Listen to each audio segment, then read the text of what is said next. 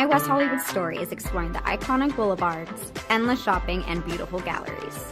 Inspiration is endless in West Hollywood. The neighborhood tells stories of established and emerging artists. You will find fashion and styles from all over the world here. A California sunset is the perfect way to end our day. We will take VIP tickets to this show every night. Our vacation is just getting started. This is our West Hollywood story. Come and find yours.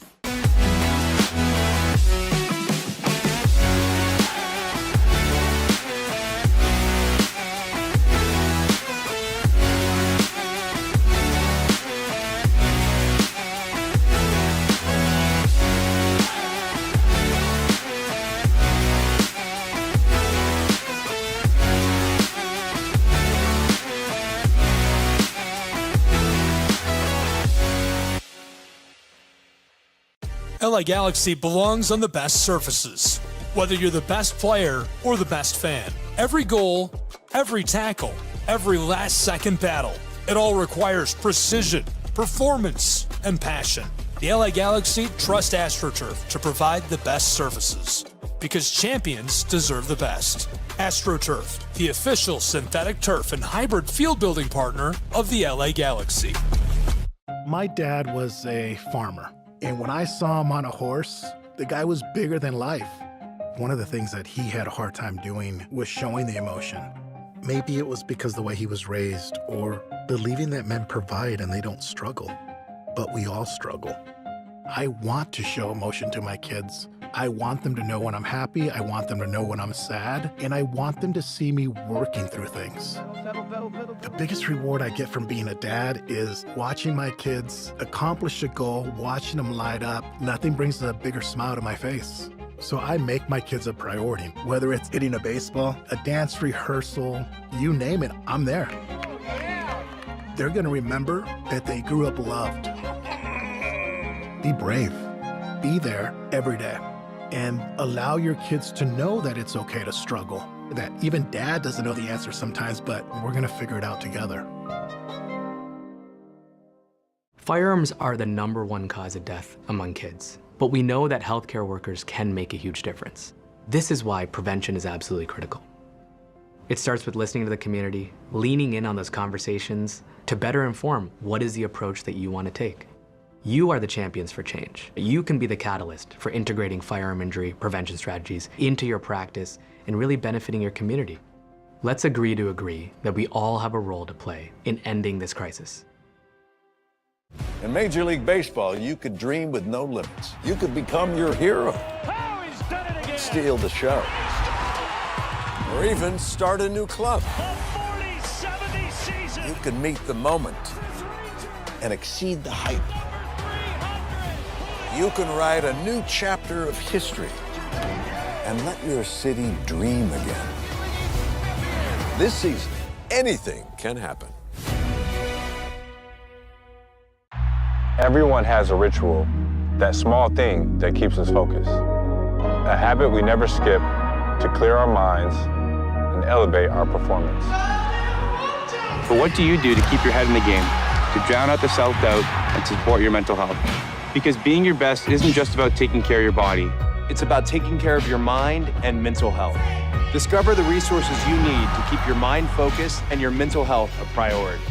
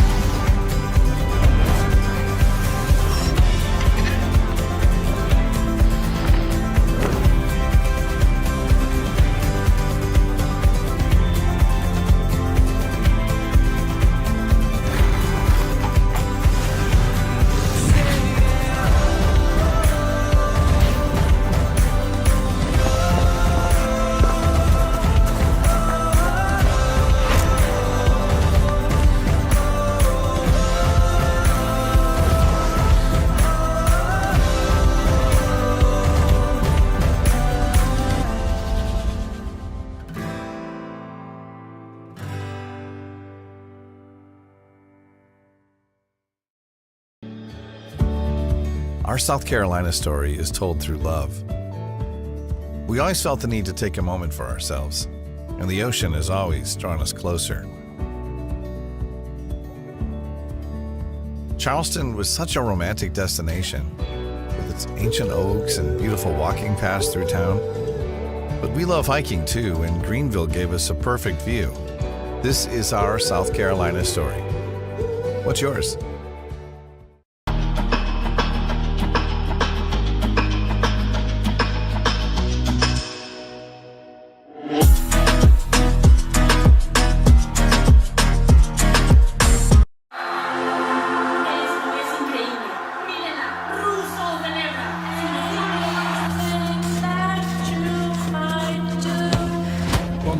Brilliant again. She just... The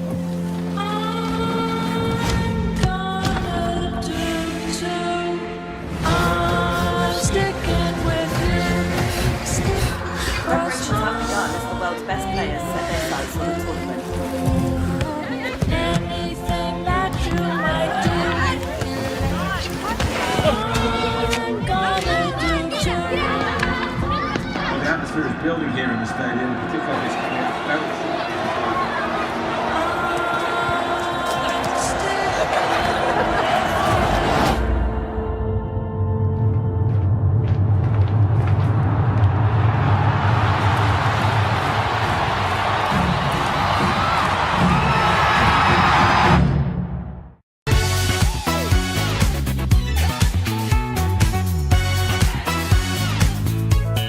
Well, it means a lot to the community. It means enhancing the community. We are so pleased and so proud of the fact that the Braves are involved and participating in its upkeep and making sure that when we come here, we can be all very pleased and very happy about the way it's being kept and the offerings that it has to the community. Man, we're here at a beautiful Adams Park where they just revealed the Hank Aaron statue. Again, the greatest of all time, creating opportunities. Henry Aaron, Billy Aaron, they're doing it once again with partnership with the Atlanta Braves. Unbelievable moment in this park of Adams Park.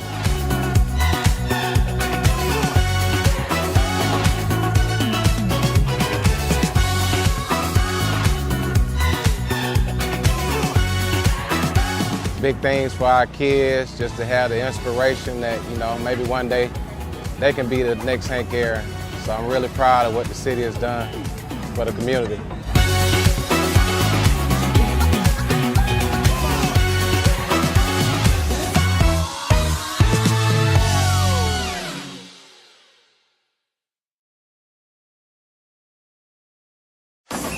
If you're buzzed and doing this to make yourself feel okay to drive, you're not okay to drive. Much in the air. So much in the air. I've been trying to,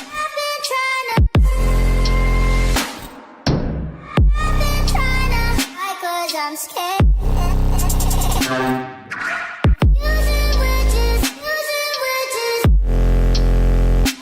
Cause it doesn't mean so much in the air. Boy, can you help me? Boy, can you help me? Boy, can you help me? I wonder if you know that I want the best for you.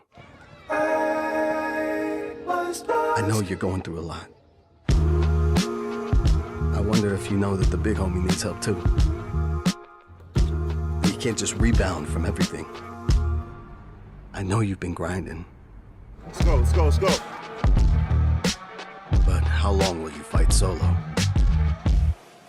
I wonder if you know that we can get help. I wonder why we waited so long.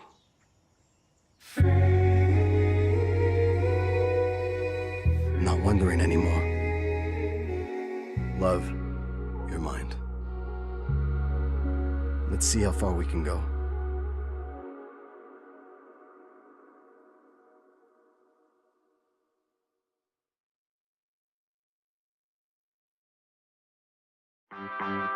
My West Hollywood story is exploring the iconic boulevards, endless shopping, and beautiful galleries. Inspiration is endless in West Hollywood. The neighborhood tells stories of established and emerging artists. You will find fashion and styles from all over the world here. A California sunset is the perfect way to end our day. We will take VIP tickets to this show every night. Our vacation is just getting started. This is our West Hollywood story. Come and find yours.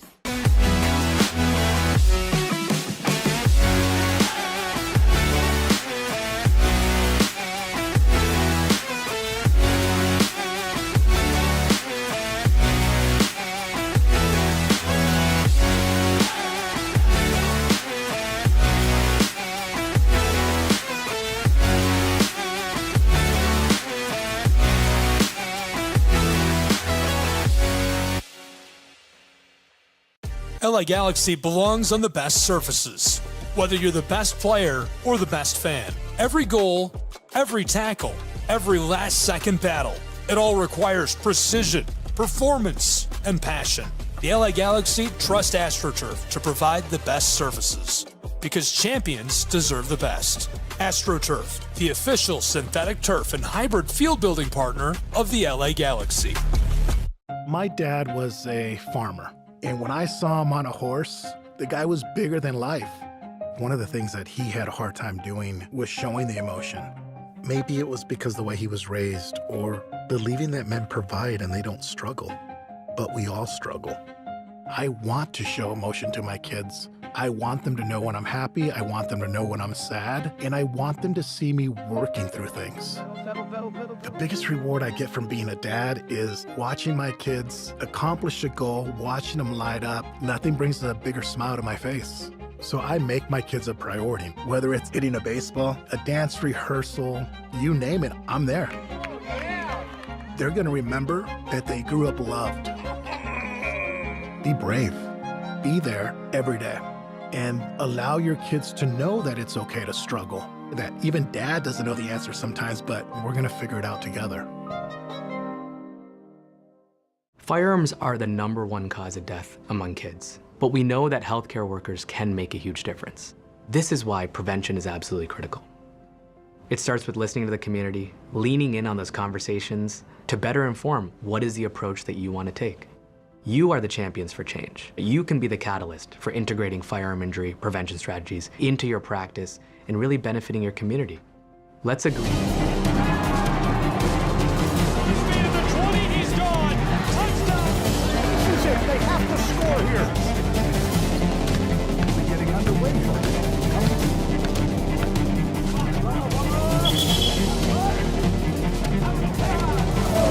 Heavy walk-off home run. Here's a shot to the right side. This is shaping up to be a Strike right side, too.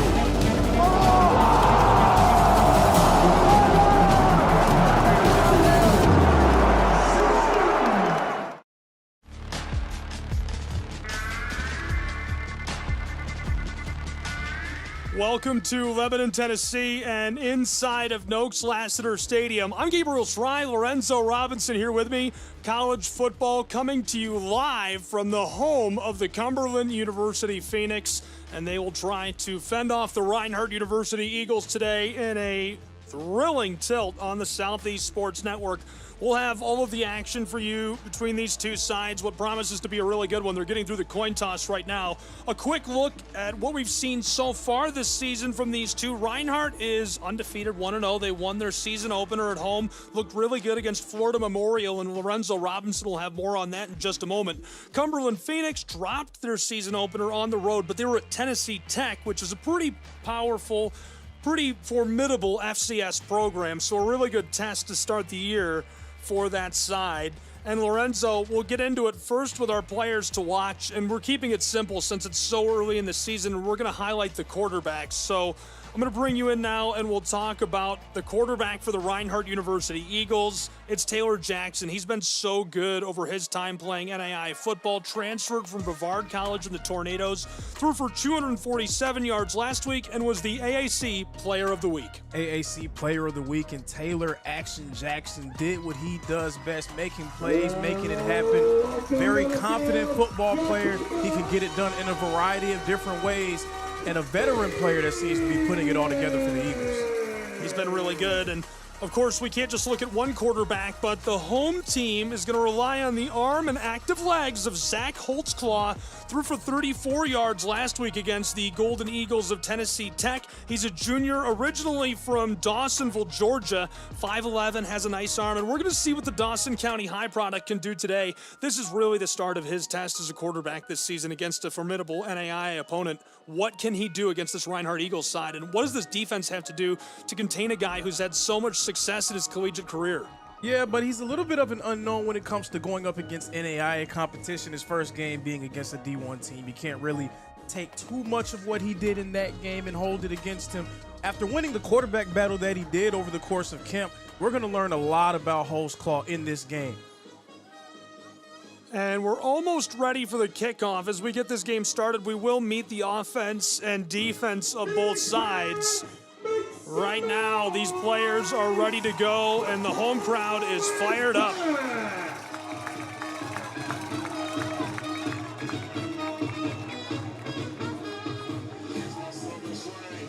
Letting us hear it early, the Phoenix will kick away to the Reinhardt University Eagles. The Phoenix are wearing their home burgundies on the right side of your screen. Down on the left, wearing their white road unis with navy pants. The Reinhardt University Eagles, after receiving the kick, they'll drive from left to right in this opening quarter. And the man back deep to return it for the Reinhardt Eagles, number 16, Tyrus McKee, a returning NAIA All-American, holds the NAIA record in return touchdowns. We're going to see if he can make magic happen yet again for the Eagles back deep. We're ready to go. The place kicker has the ball set on the 35-yard line of the Cumberland Phoenix. Welcome to Lebanon, Tennessee. If you're just joining us, I'm Gabriel Schreier here with Lorenzo Robinson. Thrilled to have you along for the ride as kickoff will put us underway between Cumberland University and the Eagles of Reinhardt, who are on the road from Georgia trying to topple this Tennessee side.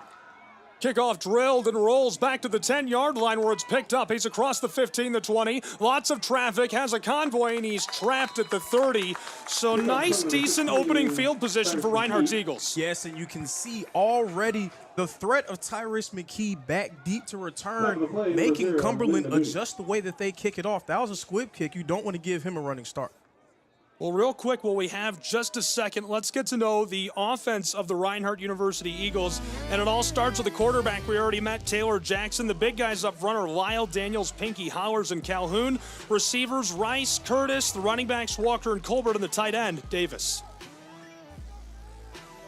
I'm looking at Jock Colbert, number 5, the running back, to make a big statement here today. Right up inside, Reinhardt rolling forward, and a nice gain on the first play of the game for Ja.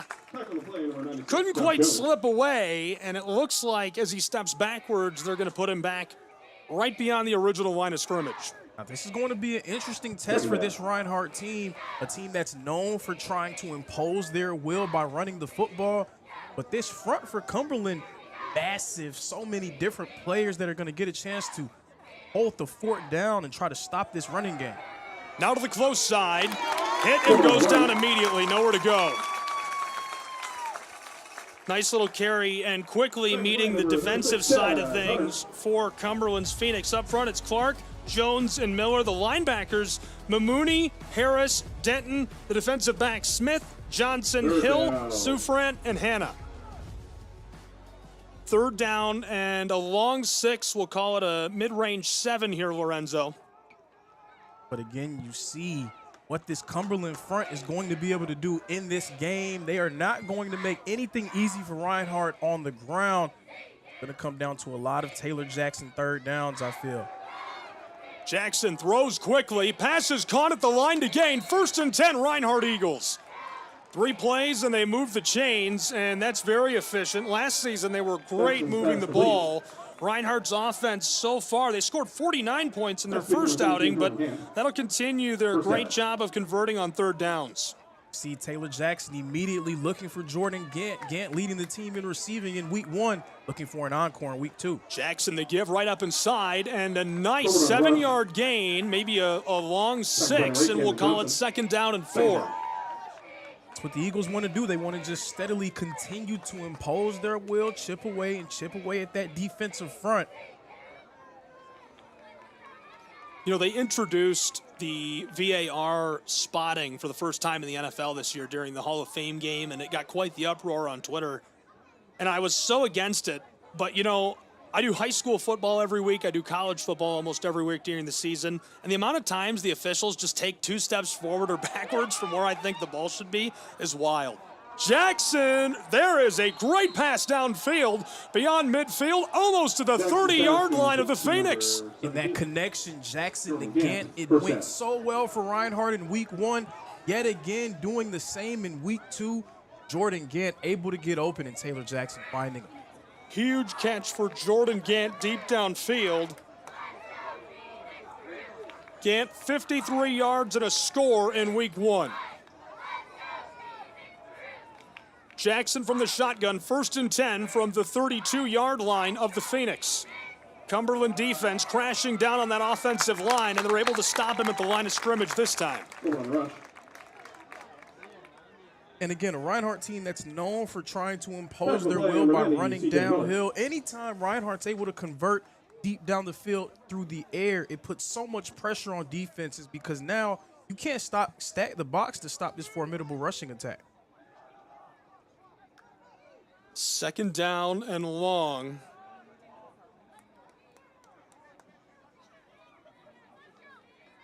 Reinhardt having both all-conference running backs in the backfield at the same time. Right up the middle. Great blocking as he parts the sea and nearly pushes through that final layer to move the chains. Almost 10 yards for Colbert. I will say that run shows the development of Ja Colbert over the course of his career. Came to Reinhardt as more of a gadget guy, get him in space. Every single season he gets bigger and stronger, and that has allowed him to be able to really hold up running the ball between the tackles. Really impressive vision. Great read on the good blocks up front by Daniels, Pinky, and Hollers. They clear out just enough space up there amongst Jones, Clark, and Miller to get him forward. 3rd and short situation. Jackson from the shotgun. There's the give. Great carry again. He's hit at the line and stays on his feet down inside of the red zone to the 15 of the Phoenix. 1st and 10 Reinhardt Eagles who are into the red zone. So we saw lightning in Ja Colbert. How about thunder in Jamarion Walker running through a few guys to not just get the 1st down, but almost get his team near the goal line. This offense is now threatening deep in the red zone at the 15-yard line. 1st and 10 Eagles. Fakes the give, it's a keeper. Laser to the back of the end zone, and it's caught. Touchdown, Reinhardt University Eagles. They jump out to an early lead on the road. And I don't believe you can ask for a better first drive if you're the Reinhardt Eagles. Effectively running the football, getting both of your all-conference running backs involved. Taylor Jackson taking advantage through the air. Eagles clicking on all cylinders so far offensively.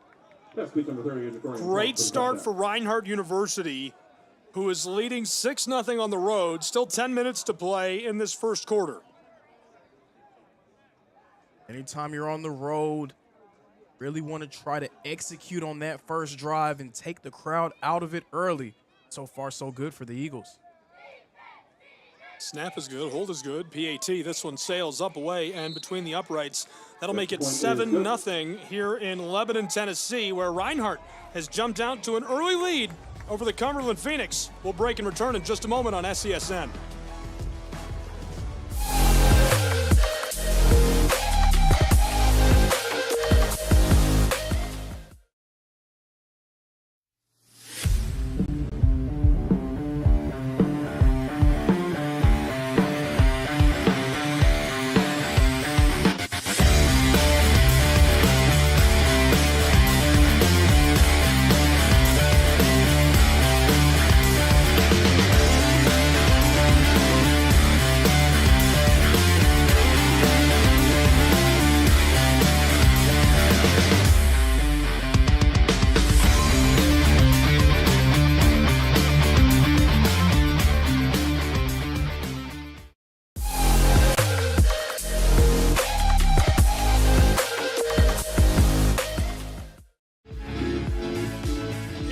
11 in Tennessee. It's an early Reinhardt University Eagle lead, 7-0, with 10:03 to play in our first, as they march down the field and score right away, Lorenzo. Absolutely, and now we're going to get a chance to see this Cumberland offense take the field for the first time.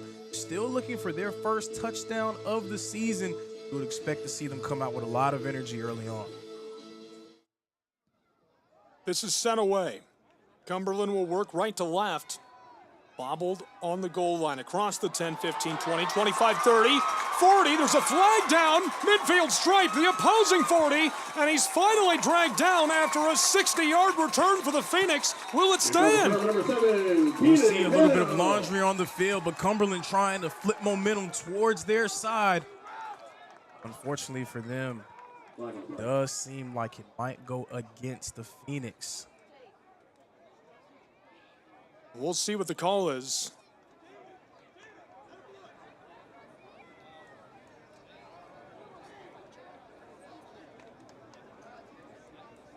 Head referee is looking to the opposing sideline, and it looks like he's going to let us know. Here is the audio. Holding on the return team. 10-yard penalty from the side of the foul. First down. And so not only does that wipe away that big return, they lose a couple of yards from where that foul was. Really just mediocre starting field position after that, Lorenzo. Yeah, pretty normal starting at the 25-yard line. Definitely something that you did not want to see if you're a fan of the Phoenix. But now we'll get a chance to see if this offense can drive the full length of the field. Thus far this season, they have not been able to do that. Again, going up against Tennessee Tech, not an easy task for anyone in the NAIA. It's a crazy way to start the year. First and 10, Holtzclaw in the shotgun. Fakes the give and quickly whipped across. Caught, 5-10 yards, and that moves the chains on the first play of the game for the Cumberland Phoenix. And that was a great play call for Cumberland because they are built on the ground as well, just like Reinhardt. Cumberland last season, 4th in the country in rushing yards per game. But Holtzclaw getting it done through the air to move the chains. And this one is given to the left side, sliding off of would-be tacklers, a huge gain of 20 yards. And that's Jacob Cornyo, their starting running back, and he figures to have a tremendous season for Cumberland, someone that they're going to rely on heavily this season.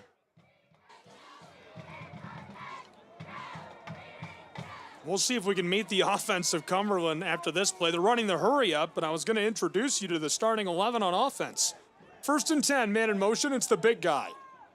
Holtzclaw from the shotgun, gives it left tailback. Nice blocking by the left guard and center. Stays on his feet across the 35 and tackled down. A nice gain of 7 yards on that play. Let's get to know this starting offense before they get back to the line of scrimmage.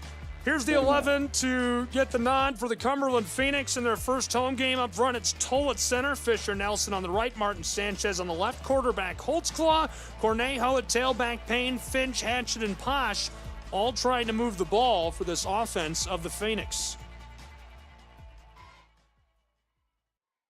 Second down, short yardage situation. Driving up inside, the defensive line driven backwards and able to trap him is Rivers. Gets some help from that second level as well.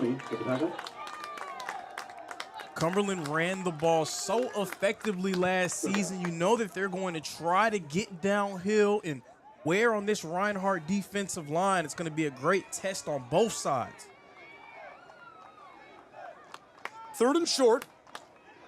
3 out wide, 2 on the far side. That's the right for Holtzclaw. He gives it on the end around. Easy first down yardage. 30-20. Still going into the red zone and shut down at the last moment by the Reinhardt Eagles. First down. And there was no question who was going to get that ball for Cumberland. Third and short. Number 0 is going to tote the rock. Already getting the Phoenix into the red zone. Center Alabama native, the sophomore, had 27 yards against the Golden Eagles of Tennessee Tech last week to open the season.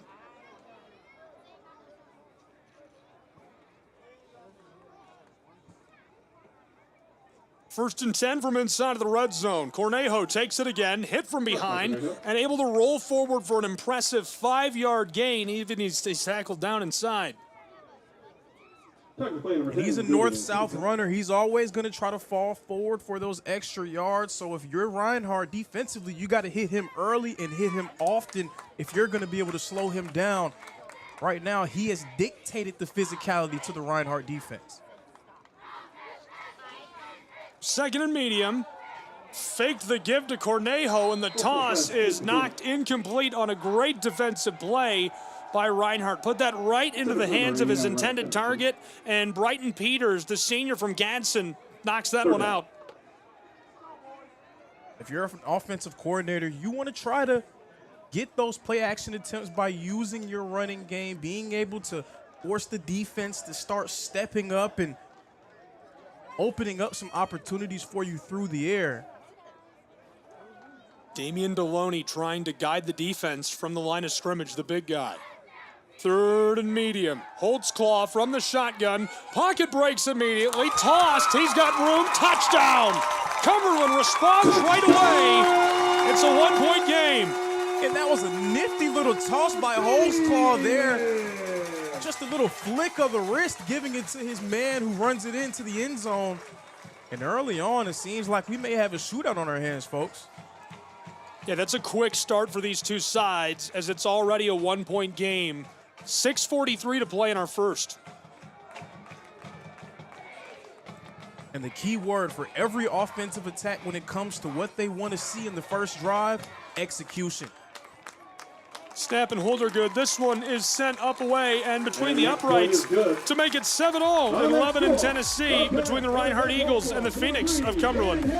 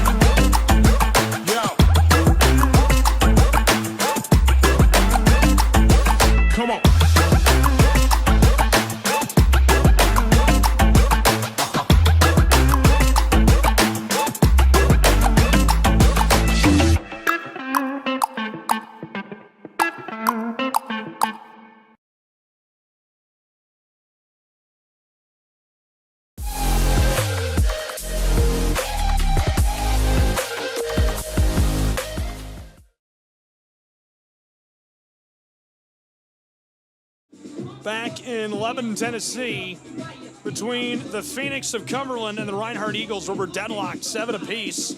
Polk scored on the opening drive for Reinhardt, a toss from Taylor Jackson. He had 247 yards last week, starts hot on the road. Watch out, they're kicking it back deep for McKee. 10-20, 25, takes a big shot and goes down. Cumberland diving like they were going to be able to get the football out of there. He was smoked and slow to rise. Hopefully he's all right. That was a huge vote of confidence for that kickoff team, that kick coverage team for Cumberland. Teams usually stray away from kicking it back deep to Tyrus McKee because of what he can do with the ball in his hands. But right there, not only did they kick it back deep to him, but they laid a lick on him as well.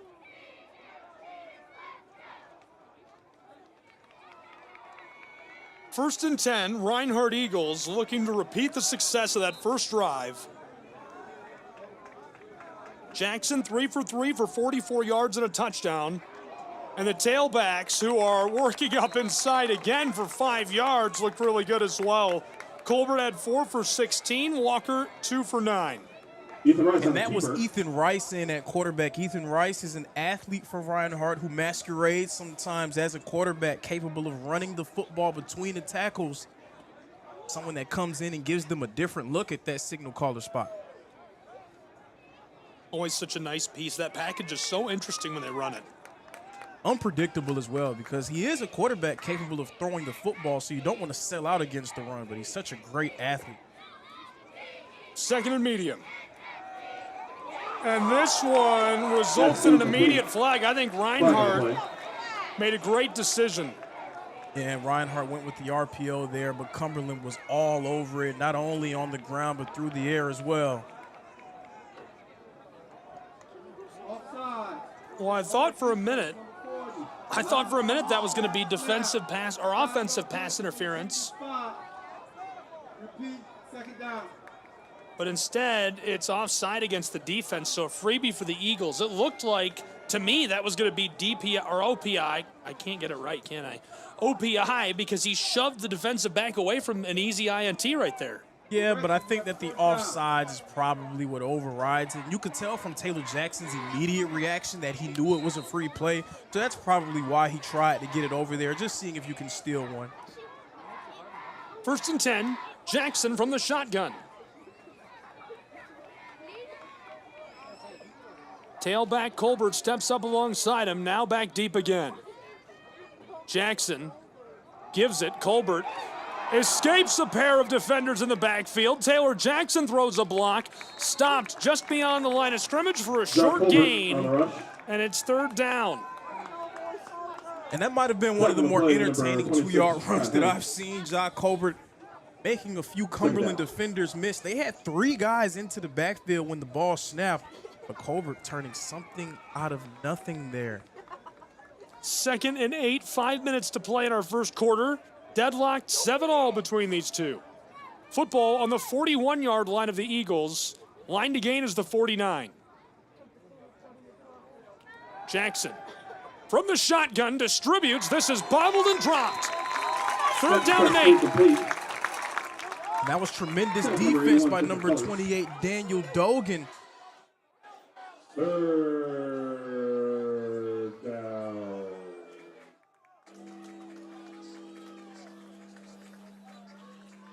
Now, if there was an area for Reinhardt's offensive attack to improve upon from last season, it's definitely execution on 3rd down. These were situations that definitely eluded that Reinhardt offense at times last year. Reinhardt Eagles, they've already converted a crucial 3rd and 10 to start their first drive. Can they get 8? Looking for the 49-yard line. Flag flies. Jackson tosses. This one incomplete. That's incomplete. Flag on the play. And we'll see what the call is. To the naked eye, would appear to be an offsides on Cumberland. Those guys that have been creeping up for blitzes seeming to be a little bit too excited down there in the box. Here's our head referee. Offside. Only defense, number 7. Lines up in the neutral zone. Sideline penalty to the previous spot. Repeat. 3rd down. And so they do call that against big number 7, Kanan Hill, playing that like hammer position. He's the 5th defensive back and can rove around a little bit. But if I'm Coach Mathis, I'm telling my guys, hey, we have to give ourselves a chance. We're getting this offense off the field. We can't allow them to have another opportunity to convert. Here it is on 3rd and short, and right near the line to gain, Lorenzo at the 49, and the far official takes a half step back. It would have been there. It's always interesting to see which line are we going to go with, whose call is going to be the one that matters most. Unfortunately for the Eagles, it's the far side official that they decide to go with. And this is a big-time moment here. We'll see what Coach Miller decides to do. Looks like the punt unit coming on for the Reinhardt Eagles.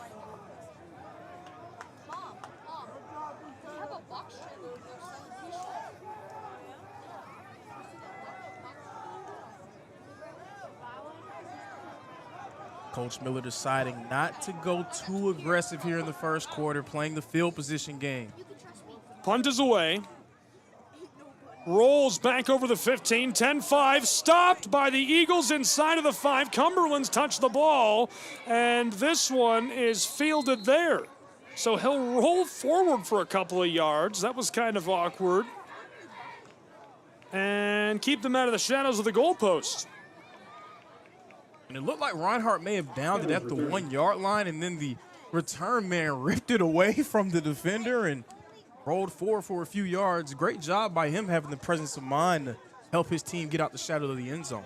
Holtzclaw on that first drive, 2 for 3, 24 yards and a touchdown. All 24 yards taken up by, who else? Number 3 had a pair of catches, looked really good, Caden Hatchett. And, of course, on the ground, 5 carries, 51 yards for Cornejo, who was just unstoppable. Unstoppable might be putting it mildly. I know you were impressed with him right away. One of your prototypical north-south runners. He's trying to get downhill and impose his will. To the far side, Hatchett has some blockers down over the 20, and that'll move the chains. 1st and 10 again for Cumberland. And Caden Hatchett, another playmaker in this Cumberland offense, someone that Coach Mathis will not be shy about getting involved. Someone who can go deep and run routes and do all of those things, but also, as we saw there, someone who you just want to get in space, just give him the ball and let him do the rest, moving the chains for the Phoenix.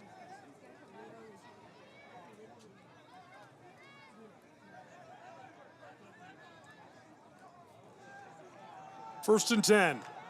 Nice carry by Cornejo as he's toppled with a shoelace tackle after a gain of 7 yards. So many games happening around the country today. Lorenzo St. Thomas, a 55-7 win over the University of Fort Lauderdale. Siena Heights falls by 1 point to St. Francis, 21-20. Defiance College of Ohio, a 40-20 win over Judson. Kentucky Christian Brevard, no final in yet on that one. Campbellsville and Weber International, 31-7. And they've got 5 minutes left to play in the third quarter. Campbellsville, Kentucky, of course, in the lead. To the close side, Cornejo got him by the ankle as he's dragging himself with one hand. I mean, what a carry. But what a tackle in space by number 8, Braylon Jones, to bring him down. He wrapped him up and would not let him go. That level of determination, running over, boiling with rage. That's some old-fashioned carrying the football. You don't see that a lot anymore. I mean, he's got him by the leg.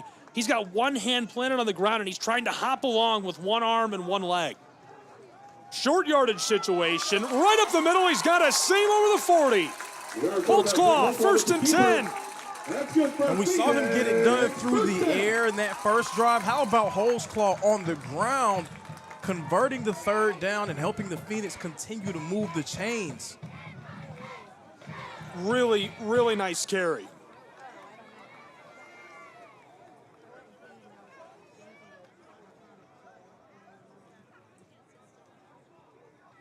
First and 10, Holtzclaw fakes the give, quick pass, caught, 5 yards, almost 10 as he dives over the midfield stripe, we'll call it 9. Down to the 48-yard line, they need the 47 of the Eagles to move the chains. And these are the type of series that are hard for defenders to continue to wrestle with, because it seems like play after play after play, we're just continuing to get on the line, come off, get on the line, come off. Getting it little by little, maybe what you need to do to force this Reinhardt team into some tough situations. Ole Miss came through with a 30-23 win over Kentucky. Cornejo gets the first down on a 4-yard gain. Clemson's losing to Troy right now. Troy unranked, Clemson number 8. It's 2016 with 3 to play in the third quarter. Really? Yeah. South Florida and Florida are within 1 point. It's 16-15. South Florida's got the ball with 5 minutes to play. That doesn't surprise me. South Florida's pretty. Clemson. South Florida Bulls are fun. But Clemson, wow. Hang in there, Clemson. Hang in there. Sorry to any Clemson fans watching at home. Hang in there, Clemson fans watching at home. First and 10. They're not going to run a play here. It's a lie. That will end our first quarter from the campus of Cumberland University in Lebanon, Tennessee. It's 7-7 after 1 quarter of play between the Eagles of Reinhardt and the Phoenix of Cumberland on the Southeast Sports Network.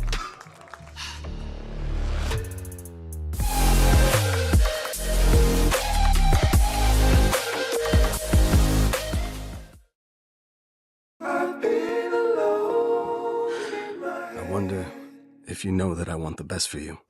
I know you're going through a lot.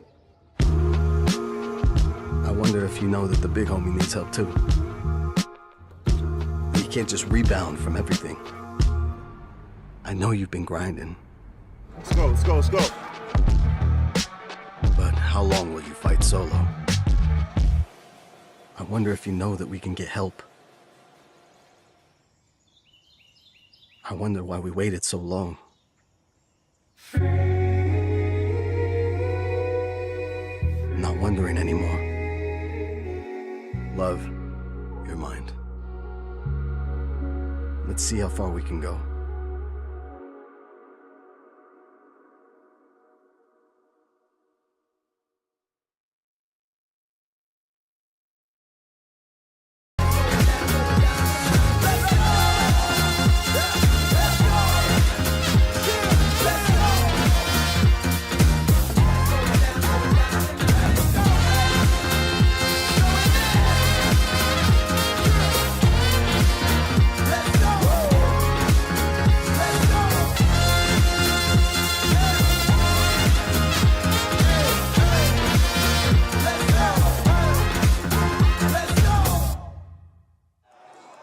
Back in Lebanon, Tennessee. Long ball down the sideline and no flag.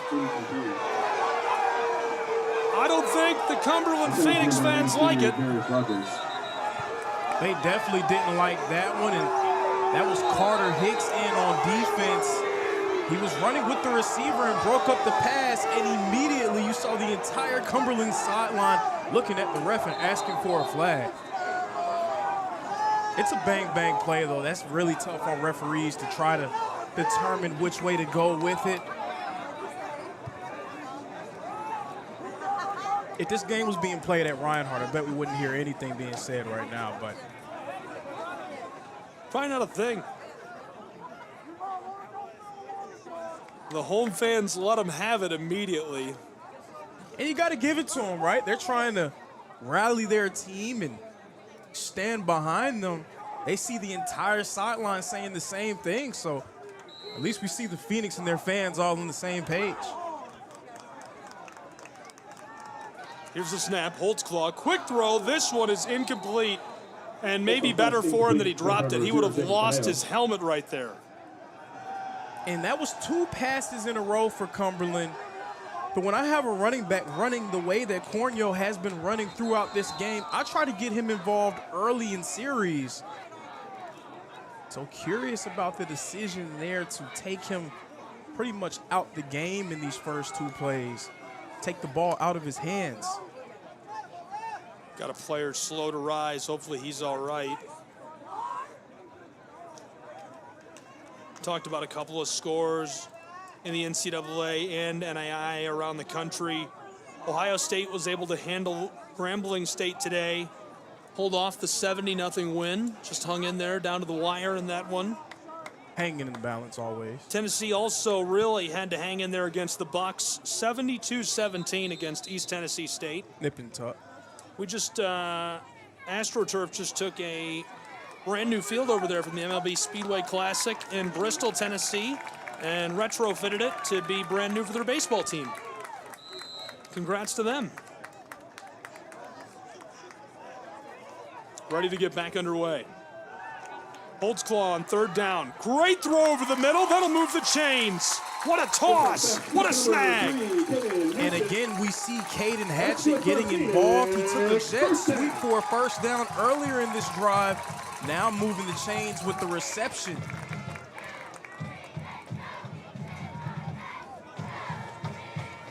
That's a great catch. Great job moving the chains.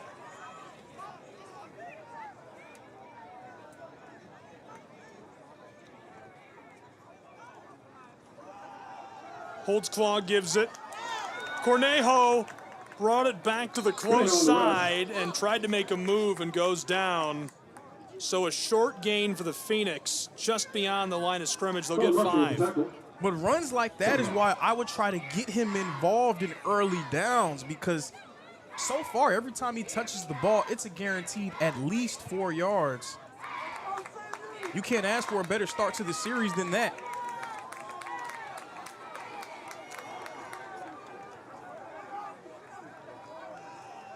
Second down, fakes the give, and this one is incomplete, sailing errantly over the middle.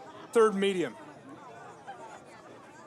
And even though that one fell incomplete, that's what handing the ball off early gives you the chance to do, being able to pull it and try to take advantage of the defense stepping up.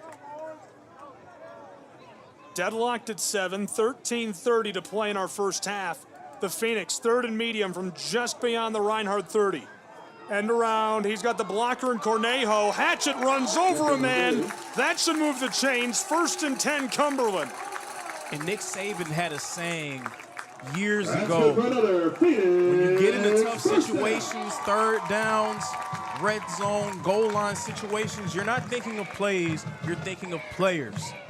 Getting that ball to Caden Hatchet on third down seems to be a recipe for success thus far for Cumberland. Couldn't agree more. That's worked very, very well for them thus far.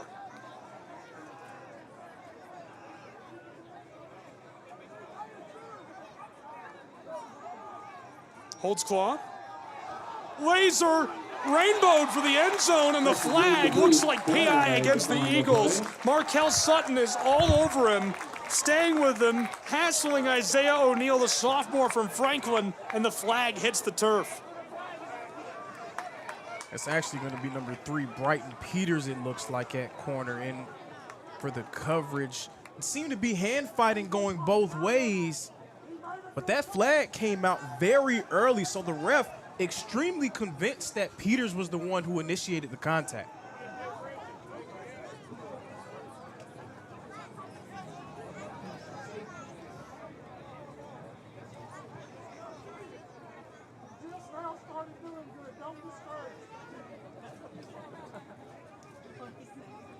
Holding. Defense number 3. Call is against Peters. And I'm not sure that's a bad decision. There are a lot of times you'd hear people kind of let a kid like that have it. But I think if you're coach, you say, hey, listen, that's a touchdown-saving penalty. I'd rather give up the yardage and live to fight another down. Hey, 10 yards or 6 points, your choice. I'm taking the 10 yards every time. But again, that one, when it came out, is kind of what interests me, because to the naked eye, it did appear to be contact going both ways, but the ref convinced that Peters was impeding O'Neal's progress there. End around. There's the give. Great fake as that one goes right up the middle for a short gain of about a yard and makes it 2nd and goal from the 9. So on those first 2 drives, we saw Cumberland just line down and run plays. Now they're starting to open up their playbook a little bit, running guys in motion. Right there, a little return motion, trying to get this Reinhardt defense to think about some different things defensively and force them to cover the entire field.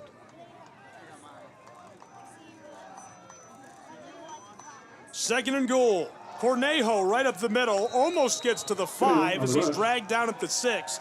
Again, great blocking between the tackles by Martin, Toll, and Fisher, who dig out some space from Sanford. You've got Deloney down in there, and of course Rivers making life difficult. But Cumberland, they're not shy. They're going to try to run right at this Reinhardt defensive line. Again, a team that was 4th in the entire country in rushing yards per game a year ago. Holtzclaw for the end zone, and it's batted away by Peters. So it'll now become 4th and goal for the Phoenix, who send on their kick unit. And a touchdown saving play there from Brighton Peters. He got called for that flag earlier, but he saved 2 touchdowns, you could say, on that drive, saving it with that pass interference early on and then getting the PBU. I agree, and the senior out of Norcross doesn't have anything on the stat sheet for 2025 yet, but that's a big player in a lot of different ways for Reinhardt. We may look back on this series as the most important series of the game for that Reinhardt defense. Chipped, sailing, and this one is going to go up and through the uprights to make it 10-7 with 11 and a half to play in our first half. The lead is into the hands of the Phoenix.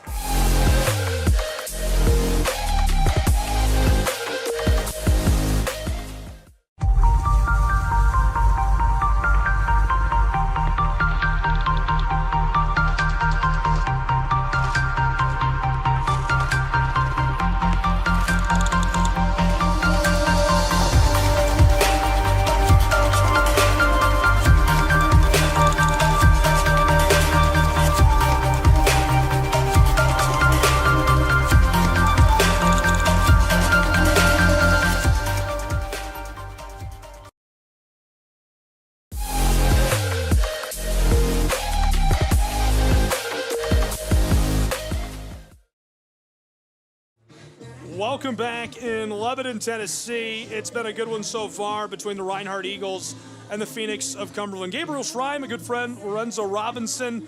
Lorenzo, thank you for being with me on the Southeast Sports Network. I know you covered week 1. Florida Memorial tried to storm back against Reinhardt. Tell me about the tenacity of these Eagles. Yeah, Reinhardt got off to an early, fast start, 42-6 in the third quarter. It seemed like they were going to cruise to an easy victory. Maybe relaxed a little bit, took their foot off the gas, allowed Florida Memorial to make their way back into the game, but they were able to close it out. Return man cuts at the 25, across the 30, spins for the 35, still driving forward as he gets just over the 35 to the 37. And so we'll move on to this next possession after Cumberland took the lead back 10-7 with a nice field goal to cap off what was a long drive. Brighton Peters committed a penalty to prevent a touchdown and then swatted another to the ground. Cumberland opening their home slate here, a marquee NAIA matchup. Tough Reinhardt squad, 5th all-time meeting between the two programs. Phoenix looking to bounce back from a loss last week to the Golden Eagles of Tennessee Tech and FCS side. 1st and 10, Reinhardt in the shotgun is Taylor Jackson. There's the give to the right side. Tries to slide off. He's tripped up and goes down after a nice gain of 4. Good tackle and good job protecting the edge by the defensive back right there, Xander Lipscomb, who stays with him. And open field tackling going to be very important on both sides because both teams have guys that can make defenders miss in space. Being able to bring down Ja Colbert, very impressive there for Cumberland. Cumberland's a huge school, 3,500 students enrolled here. Here's the give right up the gut, sliding off of would-be tacklers. Midfield stripe, and he goes down. 1st and 10, Reinhardt Eagles move the chains. And Coach Miller said it best. Coach Miller for the Reinhardt Eagles said that Ja Colbert may not have the best long speed, but very difficult to tackle in a phone booth. Someone who can make you miss and make you look just downright silly in those type of one-on-one situations. Eagles, 1st and 10 from just beyond the midfield stripe. Colbert slides 1, now 2, still on his feet, and finally dragged down. It took 3 tacklers to get him to the ground, and some words being exchanged in the backfield. 2nd down. Yeah, and that was Reinhardt offensive lineman Janosh Daniels going nose-to-nose with the defensive lineman Josh Jones from Cumberland. And that's what you want to see. You want to see guys get a little chippy out there. You know that this is a marquee game. Whoever wins this one will feel great about their chances of making the playoffs. You can feel the energy right now. Taylor Jackson. Pressure coming, throws just in time, caught, driving for the first down line, and the line to gain the 39, that's where he comes down. 1st and 10, Reinhardt Eagles on the catch by the big guy. And those are very critical plays over the course of a game because those are the turning point moments when you're able to move the sticks through the air, able to convert on those easy routine plays. It keeps your offense moving and it just keeps you on schedule. That's what Reinhardt needs if they're going to be able to find themselves back into this ballgame. 1 deep back, 2 out wide. Jackson gives it. Gets some blocking, still sliding forward as he gets 6 yards to the Eagles. In this Cumberland defensive line, they're getting a little bit of pressure, but it's been so difficult for them to be able to bring down that duo of Colbert and Walker. Colbert making men miss, but Walker running right through defenders. There's the give again, and this time trapped up quickly. He does get another yard. And that was a nice open field tackle there by Mamouni.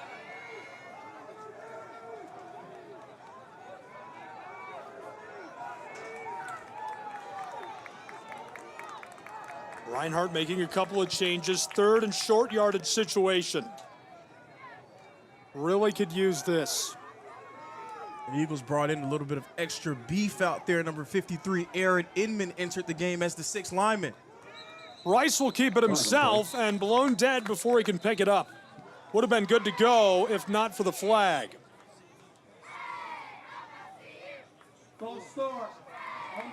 False start will be against Reinhardt's Eagles. They're going to move him back a couple of yards.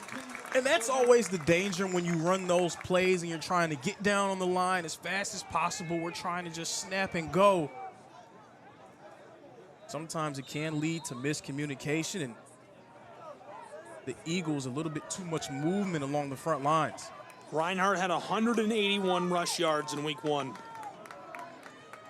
Looks like they'll be forced to go to the air on this 3rd down and 7 situation. Still Ethan Rice at quarterback. Runs that same play. He's trapped and dropped right at the line of scrimmage.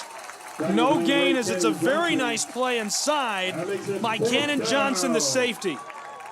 And Ethan Rice was in at quarterback for Reinhardt there. And you know, when Ethan Rice is in the game, the entire playbook is open. The quarterback run option is there. You see, that's the lever that Coach Miller and his squad pulls. Unfortunately for them this time, it does not lead to success.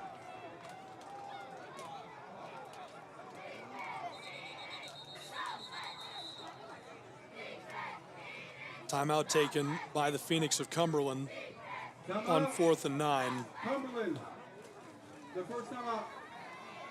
We'll keep it here as they do take a timeout. So much great action around the country in NAIA, NCAA football. Lorenzo, our game has been really good so far. 10-7 the lead, 3 points in the pocket of Cumberland and the Phoenix.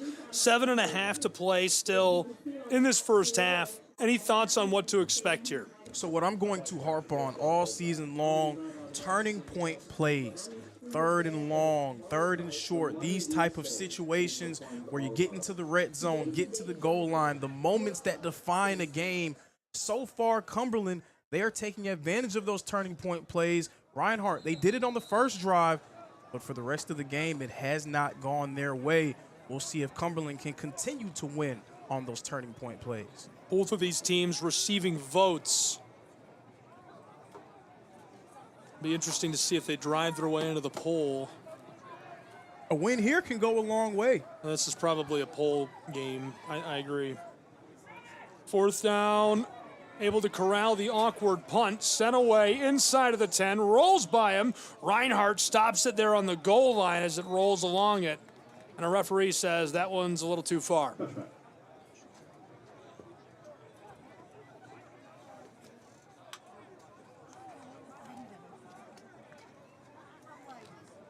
What route does Cumberland take here? Are they going to try to continue to impose their will on the ground, or will we see more of what we saw on their last drive, opening up that playbook and getting some of their playmakers in space?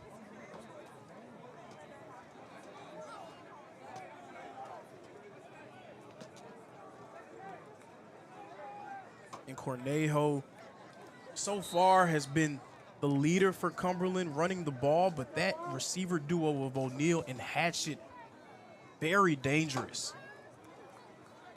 Back underway. Hatchett makes one man miss and runs over a would-be defender as he's driven out of play, and there's a flag. I'm guessing a hold. It's so hard to block along the edge. These guys so fast defensively. Right there, it might seem like a little bit too much jersey. Holding on the offense. Number 30. 10-yard penalty from the spot of foul. Repeat, first down. So they move him back and repeat first down. 7:10 to play in our first half. Reinhardt leads this all-time series 3-1. This is the 5th ever meeting between the Eagles and the Phoenix. But that 3-1 mark, a little bit misleading, I would say, because they haven't seen each other in 9 years. This is not a typical matchup that you see, which just adds intrigue to it. Right up the middle, rolls over a defender. They came together with force as he gets back to the original line of scrimmage, and it's 2nd down. And that was the quarterback, number 1, Jalen Abston. He's someone that provides them a different look. He had 36 rushing yards against Tennessee Tech last week. So you know that Coach Mathis is not shy about inserting him into the game and allowing him to get some carries. Abston's a great football player. He's a transfer from Murray State. That's his first carry on the day. He joins a growing list. Cornejo's already over 70 yards. Hatchett's got 30. Holtzclaw's got 12. Pitched across. Stopped immediately by Reinhardt. He couldn't escape. They were looking for Rod Payne, and the redshirt sophomore from Douglasville just got trapped up behind the line. He got trapped up by number 11, Adam Mwimba. Tried to make a move on him, but Mwimba driving him out of bounds. Turning point play here, 3rd down. We'll see what can happen. Can Reinhardt get off the field? These are the moments that can define a game. Eagles already trailing by 3. They need to give their offense another shot. This offense only converted 6% of their 3rd downs against Tennessee Tech. 3rd and 7. Ball's on the turf. Picked back up off the grass. Climbing up in the pocket. He's in trouble and sacked by Reinhardt. The Eagles get him for a loss. Number 1, Emmanuel Olayton, 2023 NAIA All-American, getting his first sack of the season. Olayton is a 6'2", 270-pound transfer from Faulkner. He looked great last week, stuffed the stat sheet. Mwimba looked great last week, stuffed the stat sheet. 2 guys make an impact on this drive. Those were the 2 guys that stepped up for him. You're absolutely right. Their 2 best defensive players from a week ago stepping up again. It does seem like that may be a trend for the Eagles in 2025. 4th down. Set away. Just beyond midfield at the 46. Return man shimmy, shakes midfield, 45, 40, 35. Runs the spin move, fighting for the 30. Stays on his feet for a moment, and finally dragged down by the Phoenix. But what a tone-setting return. Special teams always plays at impact, but when you can return the ball like that, this will be the best starting field position of the day for either team. Tyrus McKee got the ball all the way down to the 30-yard line, and if I'm Cumberland, I'm breathing a sigh of relief. Because every time he touches the ball on returns, you're just happy that he doesn't take it all the way. But Reinhardt will absolutely take having great field position to start their next drive. Jackson, 4 for 5, 56 yards and a score. On the ground, 32 yards for Colbert, 17 for Walker, and another 5 for Rice. And the flag flies before Reinhardt can take the snap, and fingers being pointed. Look at the big guy. Wasn't me, wasn't me. Yeah, that was Wooden's Pierre Lewis violently pointing at that Reinhardt offensive line. I love it. He's out of Lincoln. A transfer from Lincoln, rather. A redshirt junior from North Miami High School. Pierre Lewis, I love that. Just, it wasn't me. Look, it's right here. Pierre Lewis is massive, 6'3", 395 pounds, a load up the middle for Cumberland. A load might be an understatement. That's a big man. The understatement of the century. 1st and long, Rice is smoked in the backfield. Dragged down for the sack, and again in the backfield, it's the safety, Cannon Johnson. Number 8, Cannon Johnson. That's huge. He's leading the team in tackles. Already had a tackle for loss. Add a sack to that, and he's got 5 solo tackles today. So now we're starting to see this Cumberland defense up the aggressiveness here. Johnson coming all the way from his safety spot to come up with that sack. 2nd down and forever for the Reinhardt Eagles. They're showing pressure from the blind side, tossed into a defender's hand and batted down. Cumberland starting to heat up Taylor Jackson, increasing that pressure. What that can do is it now gets in the head of the quarterback. He's thinking about where's this guy coming from, where's that guy coming from, and it takes his attention away from anything happening downfield. Jackson to that point had a 240 QBR and was 80% passing in our first half. Now with just under 4 minutes to play in half number 1, 3:52 on the clock, 10-7 lead in the pocket of the Cumberland Phoenix. 3rd down and a country mile here in Lebanon for the team from Waleska. Can Reinhardt convert? Jackson picked Florida Memorial apart, so not a surprise to see Cumberland take some drastic measures to slow him in this air attack. Blitz coming. It's the big guy, Rice. The screen pass incomplete. 4th down, Reinhardt, decision time. Kind of an awkward spot on the field. Do you punt it here? I would punt it here. I'd play the field position game, but how about that Cumberland defensive line stepping up? Nobody was fooled by the screen there. They were all retreating and looking to see who's going out, who's the guy that we have to look at. Just a textbook defensive stand there by this Cumberland defense. Reinhardt started this drive at the 30-yard line after a great return from McKee, but they are not able to take advantage of the field position. And a flinch. Wow, more free yardage for the Phoenix. As you can hear, the home crowd is feeling it. And that's going to go against number 25, Brandon Payton. Ball start on the kicking team. Number 21, 5-yard penalty. Still 4th down.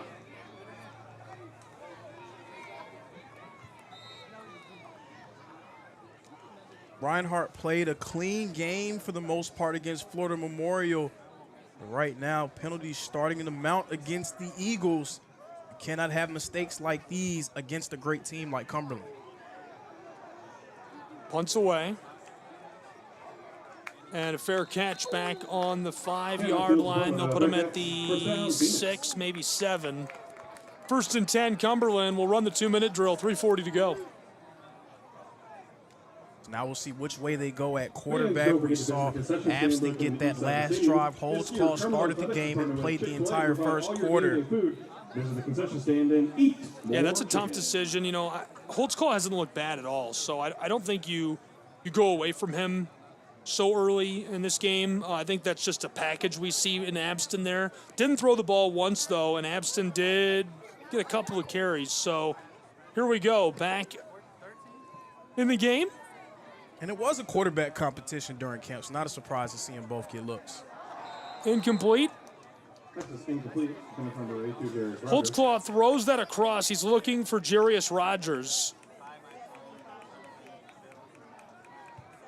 A positive for this Reinhardt team. The defense for Reinhardt gave up 35 points against Florida Memorial. Right now, they are really holding this Cumberland offense, really making it hard on them. So a nice bounce back thus far for this Reinhardt defense. Jarius was a great athlete for the Bears at Bradley Central High School. I've covered him before. And swarmed in the backfield. Reinhardt got him. It's a safety. And who, again, first to the play, number 11, Adam Mwimba, number 1, Emmanuel Olighton. Unreal. The Eagles take a pair of free points. We're within 1 as it's 10-9. It's an unusual score. It is an unusual score, but that is what we've seen. It's been a physical game. It's being won in the trenches, so of course it's going to be low scoring. It feels like that's what we deserve because we're watching these two teams go to war right now, a heavyweight fight taking place. It'll be interesting to see what Reinhardt draws up now with a two-minute drill opportunity of their own. As here comes the return team for the Eagles, and we'll see this one booted back by the Cumberland Phoenix. 3:33 to play in our first half in a 1-point game, 10-9. It's a little early in the season to be pulling the safety out of the bag like that. I would say so. But that's why you play the field position game. If you're Coach Miller, you trust your defense to be able to get a stop. And not only do they get a stop, they add some points to the board, which definitely helps you with the way that your offense has struggled in this second quarter. Lighton and Sanford both have been in the backfield. We'll see the Reinhardt Eagle offense again in a moment. The kick from their own 20-yard line. Driven long. Return from the 25, 30, 40, on his feet, 45. Wow, on his feet, still midfield stripe, drives forward and goes out. Unreal evasive maneuver.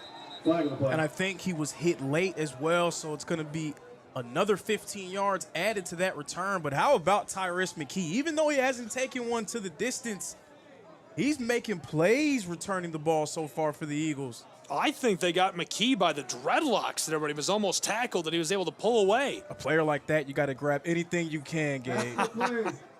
Personal foul on the kicking team. Personal foul on the kicking team.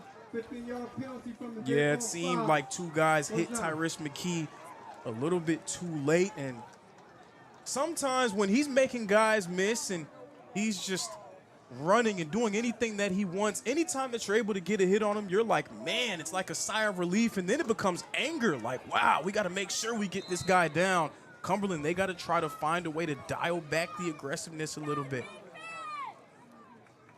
Speaking of aggressiveness, 7 men near the line of scrimmage. Showing blitz is an understatement. Ball's tipped and loose, and on the fumble, he dives onto it. That's a good heads-up play to just get on top of the football by Taylor Jackson. Absolutely a great heads-up play, and sometimes that's what you want to see if you're the defense, because you have guys flinching at the line of scrimmage, bluffing like they're going to blitz, who's coming, who's not coming. That can get into the head of a center, because now he's thinking of trying to pick up the blitzers. He's not thinking about trying to execute the snap. And we could see something interesting here. Ethan Rice in the game along with Taylor Jackson. 2nd and long. There's the give, tailback, bounces it to the outside, across the 30, 25, rolling forward, and a really nice gain for the Reinhardt Eagles on the outside hip of that right tackle. Yes, but running through an arm tackle was Ja Colbert. It seemed like, again, maybe a TFL for Cumberland. And we've seen that a few times, Ja Colbert getting hit in the backfield, but he's not only making guys miss, but he's running through tackles as well, showing that complete package. Colbert's up to 42 yards in the game. Please reset the game clock to 2 minutes and 36 seconds. 2:36. Somebody's in trouble. I always think it's funny when they announce it over the public address, like, hey, what are you doing? Yeah. What are you doing up there? It's shining a light on you. Yeah. You really just need to put a spotlight on whoever it is. Might as well just say his Attention, name. clock operator Bob Smith. Yeah, Clay. You betrayed us, We Clay. see you up there, Clay. I can't believe you, Clay. Here we go on 3rd down. Quarterback keeper, he is smacked and goes down right at the line of scrimmage. And so it's a 4th and short situation for Taylor Jackson's Eagles. That's what Coach Mathis wanted to see. His team, the defensive linemen and the linebackers, they're finding their way into the backfield on multiple occasions, but it's been tough for them to close on these Reinhardt guys. Taylor Jackson pulling it but not able to get away. And they're going to try to chip through a field goal. Please put 2 minutes on the clock. 2-minute timeout. And we've got a 2-minute timeout. So as they take their break for the 2-minute timeout, we're going to take our break as well. College football will be back in Lebanon, Tennessee, where it's a 1-point game. The Phoenix leading the Reinhardt Eagles 10-9.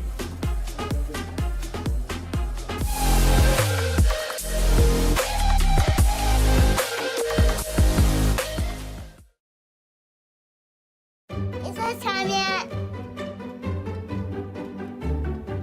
It's time. Let's start time for dinner.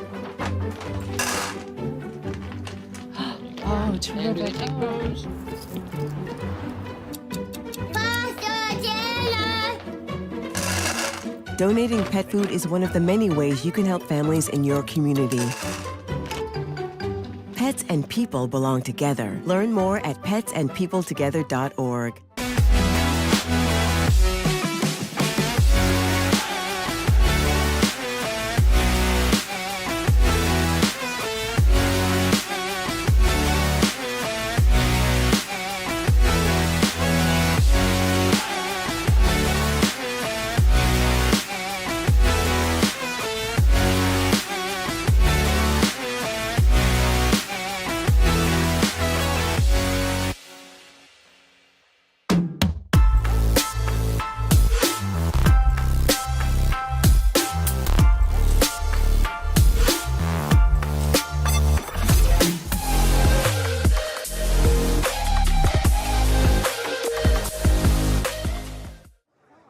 Back in Lebanon, Tennessee,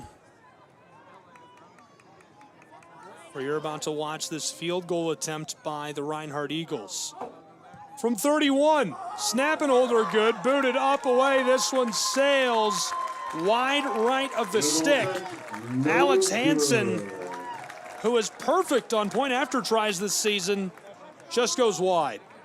And Hansen had enough leg, but just wide right. Another nice stand for this Cumberland defense. Reinhardt back-to-back possessions, getting field position on their side of the field, but unable to convert it into points. And now Cumberland's going to get a chance to run the 2-minute drill.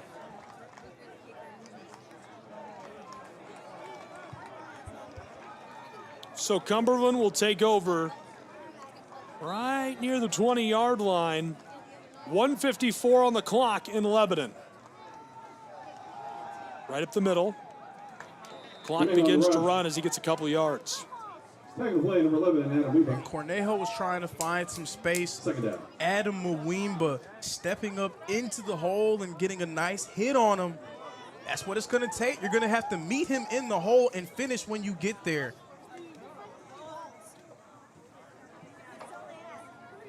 .90 seconds to play in our first half in a one-point game.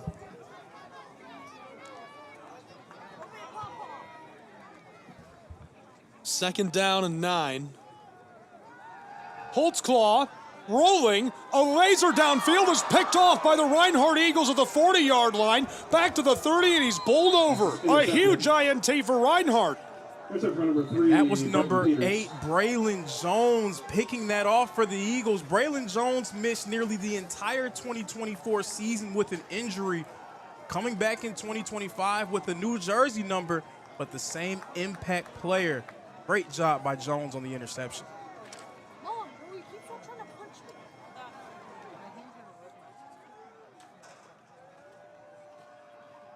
First and 10, Reinhardt Eagles after a huge play by the junior from Rockmart. Recovered a fumble in week 1, so you can pretty much credit the turnover differential to him so far. This will be the 3rd consecutive drive that Reinhardt is going to start on their side of the field, on the Cumberland side of the field, rather. So we'll see if they can convert this time. Quick flick across 30-yard line, 25-20, and bowled over from behind. A big hit all over the field and playing like a menace. He's been great today. It's again Cannon Johnson. Momomi also has been electric today for Cumberland. Second and short. Reinhardt Eagles right up the gut. That'll move the chains. 34 seconds to play in the half. Clock winding quickly, and you can hear whistles from both sidelines. And that Eagle offensive line starting to impose their will against that Cumberland front. It's such a simple thing to do to just walk out on the field when you take a timeout, but I feel like a lot of coaches miss that. What do you mean? I don't know. Coaches they'll take a timeout and they're trying to take it from the sideline and they're getting ignored, and James Miller just walks right out there. He's like, what are you going to do? Keep playing? If there's one thing that I know about James Miller is he will not allow you to ignore him. He's pretty hard to ignore even from up here. He walked onto the field. I was like, who's driving a car? Oh, that's Coach. That's Coach Miller of the Reinhardt Eagles. Hard to miss.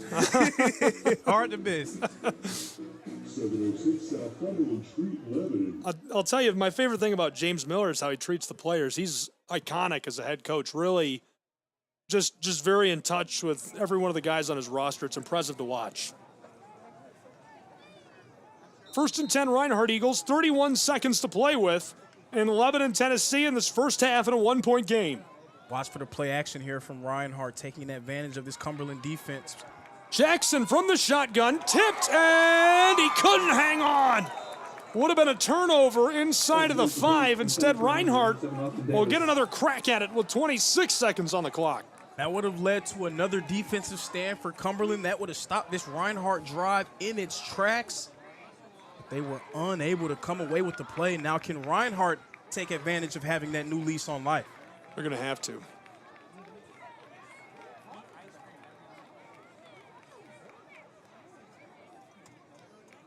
Reinhardt Eagles, 4 out wide. Cumberland again showing pressure. They've been more aggressive here in the second quarter defensively. Colbert alongside Jackson. Taylor, one final glance, takes the snap, wants to throw, pressure coming. He's going to toss this for the back corner of the end zone. caught, but he's off of the field, and it's incomplete with 17 seconds to play in our first half. Great decision throwing to Xavier Brantley. Yeah, and he was looking for Brantley in the back of the end zone, but great coverage there. Third down. Third down, the Eagles want to try to put up another touchdown. Cumberland looking for another defensive stand. They got a fresh group of D linemen out there ready to heat up Taylor Jackson. Third down, 17 seconds in our first half. Jackson.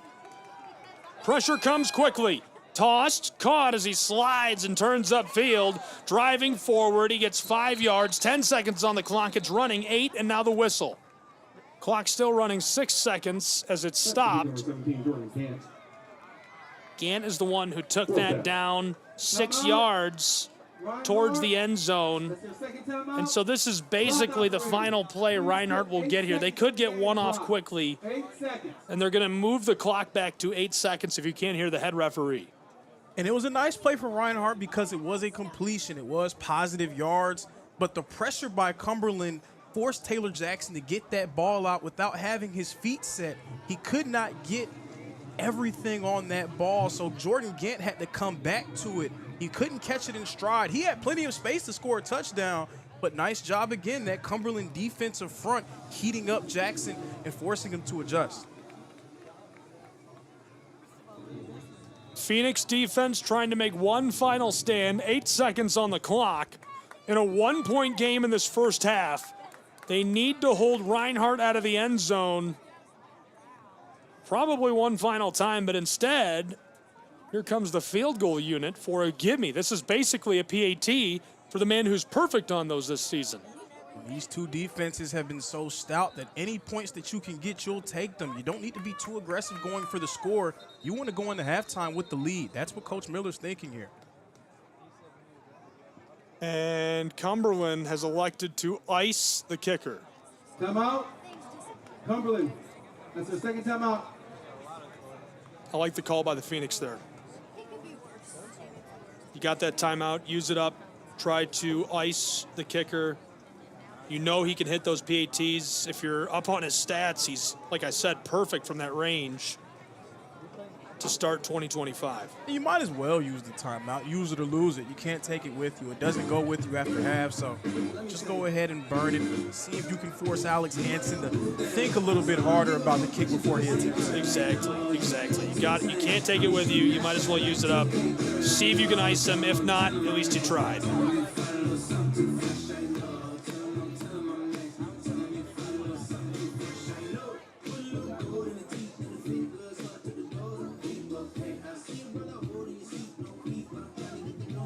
Was a second-team All-AAC selection a year ago.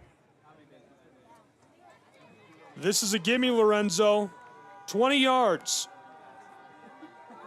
Snap is good, hold is good. Hansen boots this one up away, and it's going to go through the uprights to add 3 to the tally of the Eagles with 5 seconds on the clock. So it's 12-9 as Reinhardt is going to jump out in front.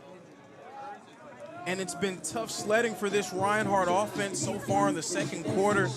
So you have to feel really good about leaving this quarter with the lead. That's a credit to how your defense has been playing, coming up with that safety a few minutes ago, and then just being able to get close enough to allow Hansen to get a field goal in his range. 12-10, 2 points separate us.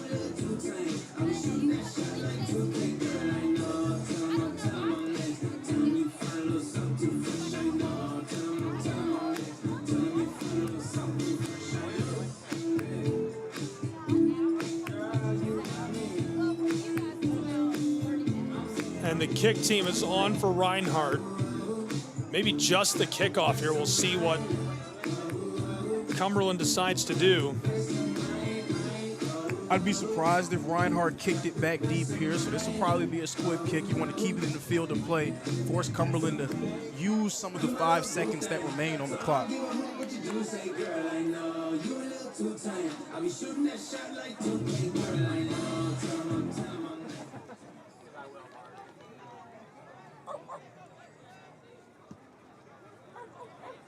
Kickoff is away. Flag flies immediately. Flag in the play.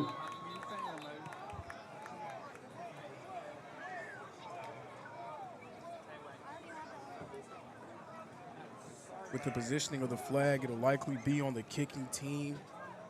See what Coach Mathis decides to do. On the kicking team, number 13, 5-yard penalty from the dead ball spot. First down.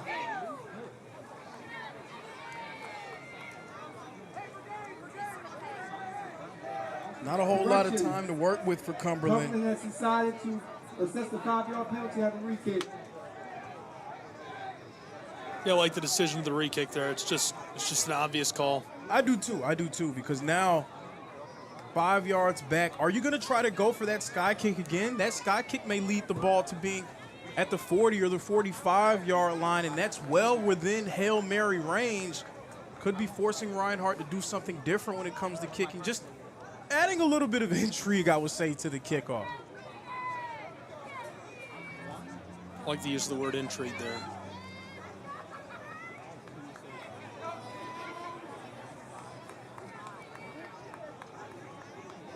Set to go.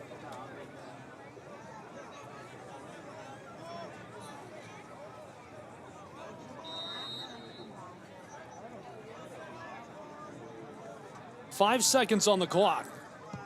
12-10 Reinhardt. Fair catch just beyond the 40. Kickoff is field with a fair catch. Eagles have traveled well. The stadium has a capacity of 5,000. Great crowd tonight.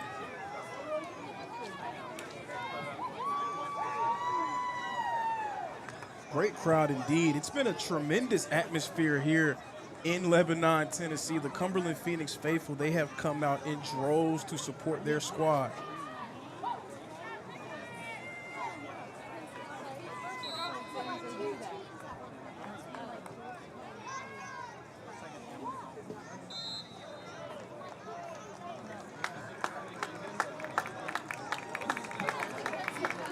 That brings us to halftime. And so we go to the half as it is a 2-point game. The advantage is in the hands right now of the Reinhardt Eagles. A really nice looking first half of action. Lorenzo, some brief thoughts from you on what we saw in that first half. Well, it appeared that we were headed towards a shootout after the first drive from both teams. Perfect offensive execution on both sides. Both defenses really settling into this game and dictating the pace. Reinhardt scoring on the defensive side of the ball. So far, that's the difference. 12-10, Reinhardt leading as we go to the half, and we'll return in just a moment from Lebanon, Tennessee.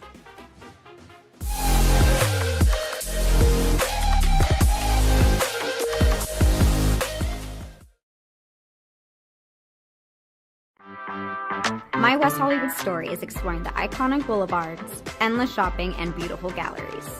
Inspiration is endless in West Hollywood. The neighborhood tells stories of established and emerging artists. You will find fashion and styles from all over the world here. A California sunset is the perfect way to end our day. We will take VIP tickets to this show every night. Our vacation is just getting started. This is our West Hollywood story. Come and find yours.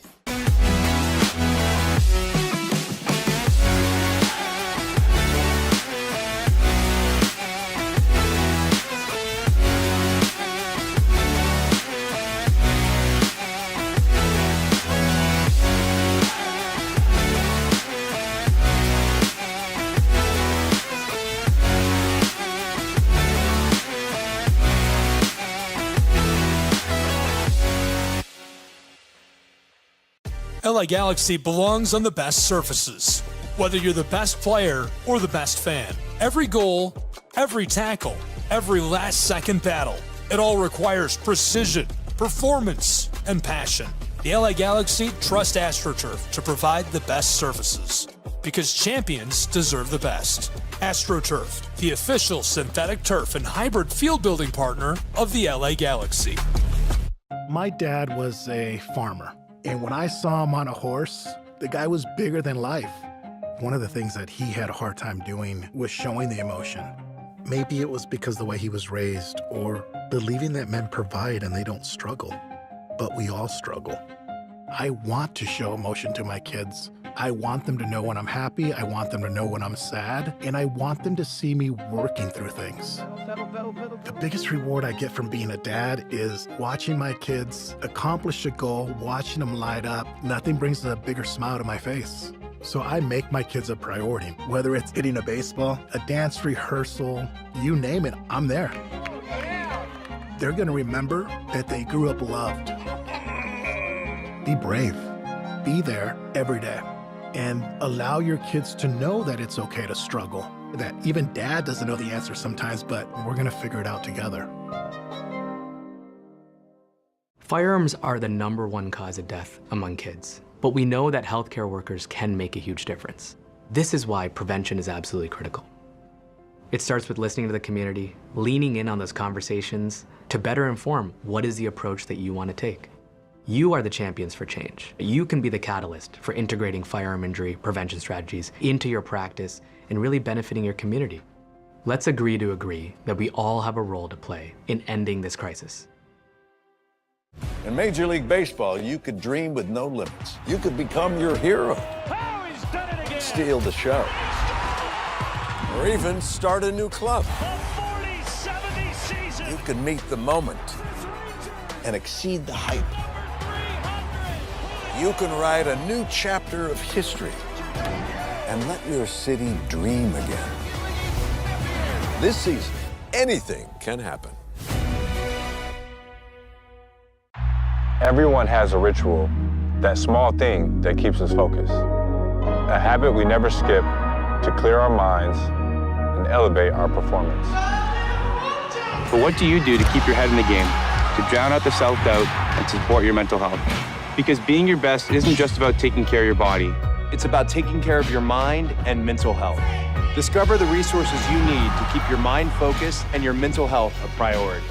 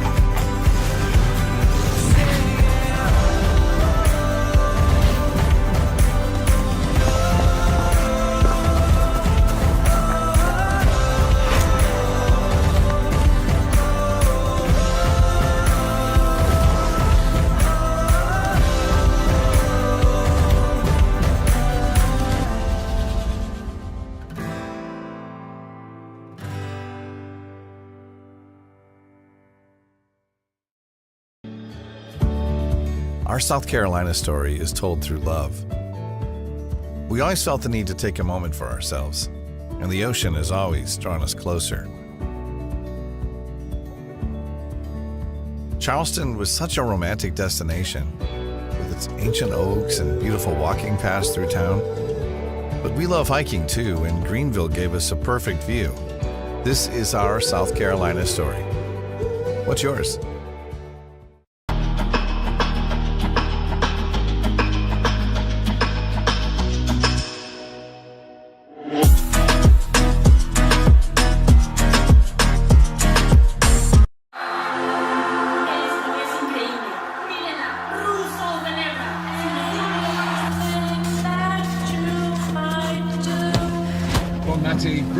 head. She just...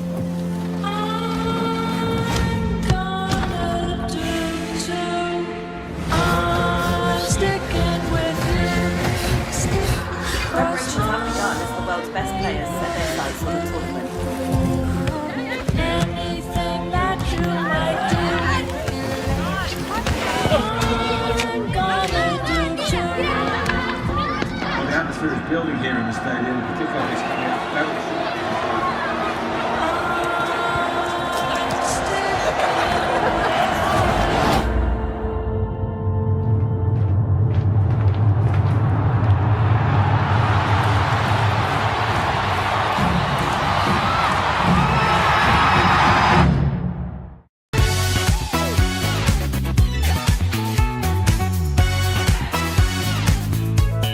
Well, it means a lot to the community. It means enhancing the community.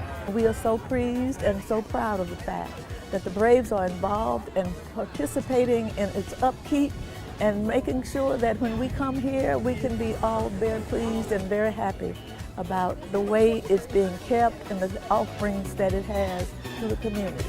Man, we're here at a beautiful Adams Park where they just revealed the Hank Aaron statue. Again, the greatest of all time, creating opportunities.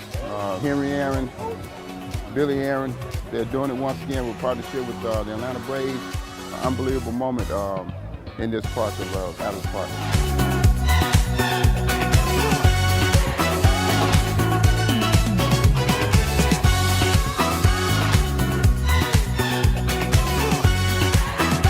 Big things for our kids, just to have the inspiration that, you know, maybe one day they can be the next Hank Aaron.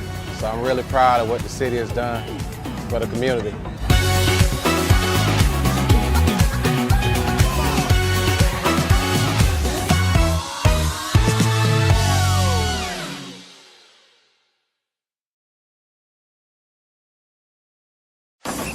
If you're buzzed and doing this to make yourself feel okay to drive, you're not okay to drive. Much in the air. So much in the air. I've been trying to,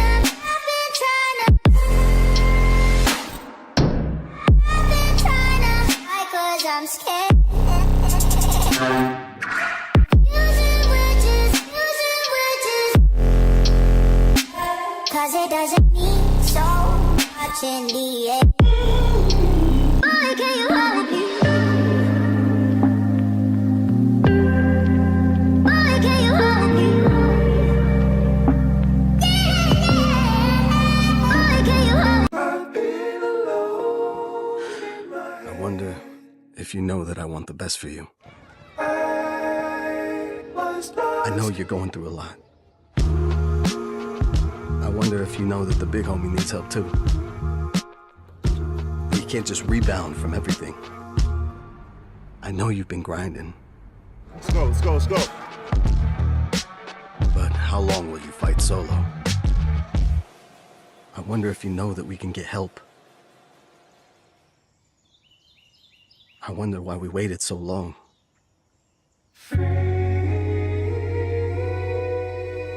I'm not wondering anymore. Love, your mind. Let's see how far we can go.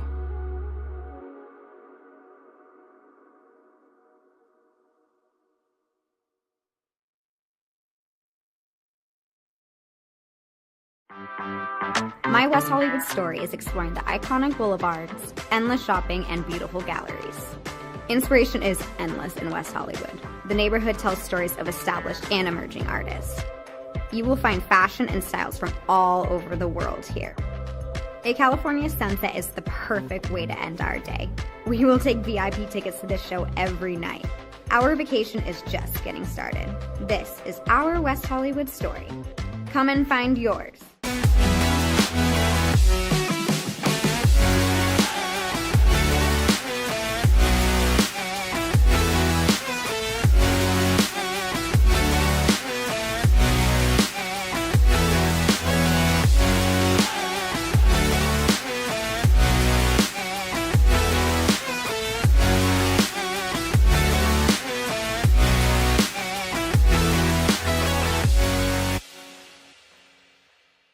LA Galaxy belongs on the best surfaces. Whether you're the best player or the best fan, every goal, every tackle, every last-second battle, it all requires precision, performance, and passion. The LA Galaxy trust AstroTurf to provide the best surfaces, because champions deserve the best. AstroTurf, the official synthetic turf and hybrid field building partner of the LA Galaxy. My dad was... Some might ask, what's the hurry? But if it's the difference between getting McDonald's breakfast and settling for a Big Mac, well, run like the wind.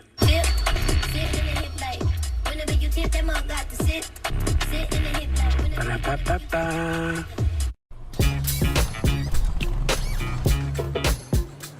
It's like that.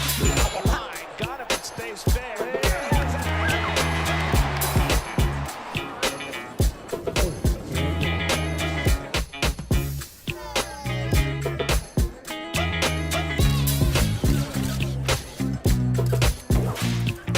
Everybody feel it, come around with the rhythm, it's a sound. Everybody get down when we give it to you. It's like that.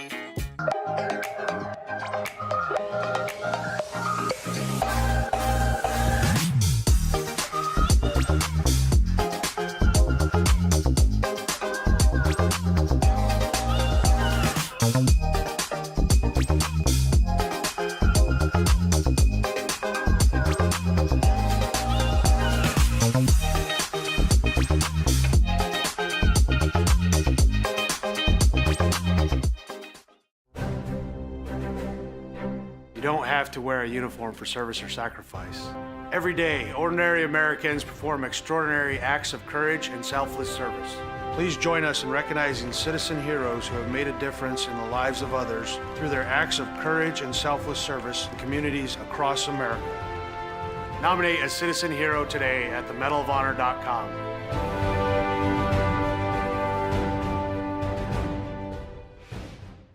Welcome back to Super Bowl 58 in Las Vegas. Tony, what do you think? Quincy, it's 2 a.m. You have school tomorrow. Get some rest. See you tomorrow, Saquon. You got it, Kwesi. His name is Quincy. The crowd goes wild. Hey, Quincy. Quincy! Your son's fantasies are going to destroy my house. Spin move. Quincy, take the snap. Hike. Here comes Fred Warner. I'm open. He's got Jefferson. Hit the gritty? Nah, hit the Quincy. What is that boy doing? Nobody was little Oh no! Bring it, little man. Cam Jordan!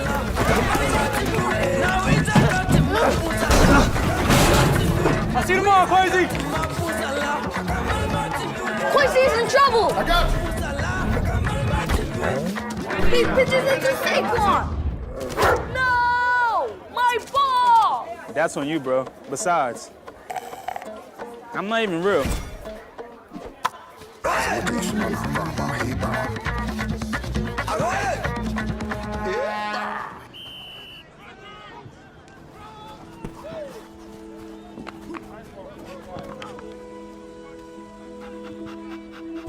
Is this your ball?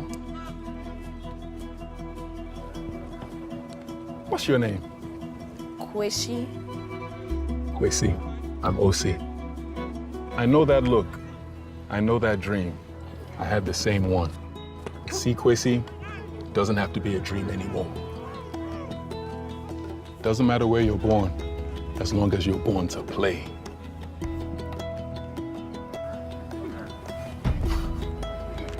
Just making sure you were real.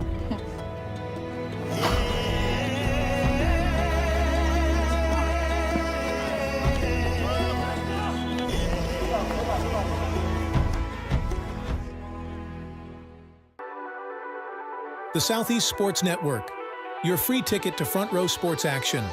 From heart-pounding football showdowns to thrilling basketball games, experience every moment live, all from the comfort of your home. Your favorite athletes, broadcast in real time and on demand. It's not just streaming, it's your front row ticket to the best of Southeastern sports. And the best part? It's absolutely free. Don't miss a moment of your favorite teams. Join us now at the Southeast Sports Network. The Southeast Sports Network, your front row ticket to live sports.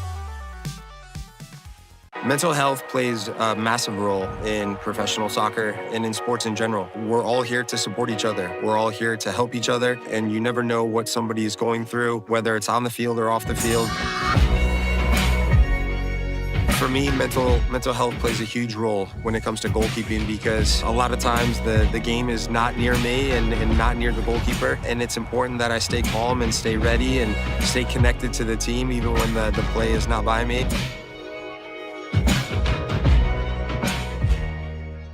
Once upon a time, there was a girl with golden locks.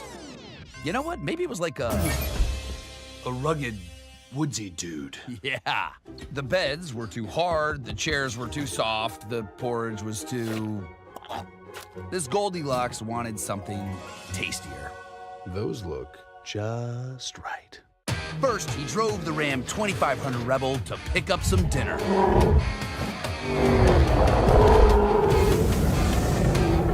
Too hot! Pow! Some really big dinner.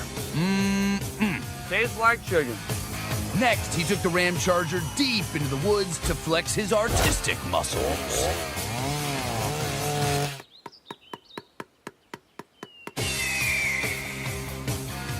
That was the village tree.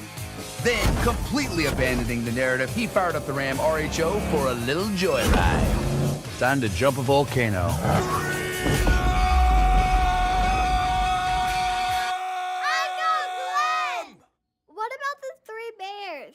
This is my story.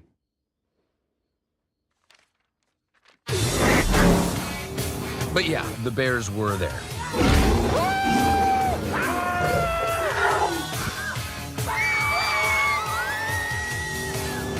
And they all lived happily ever after. Sorta.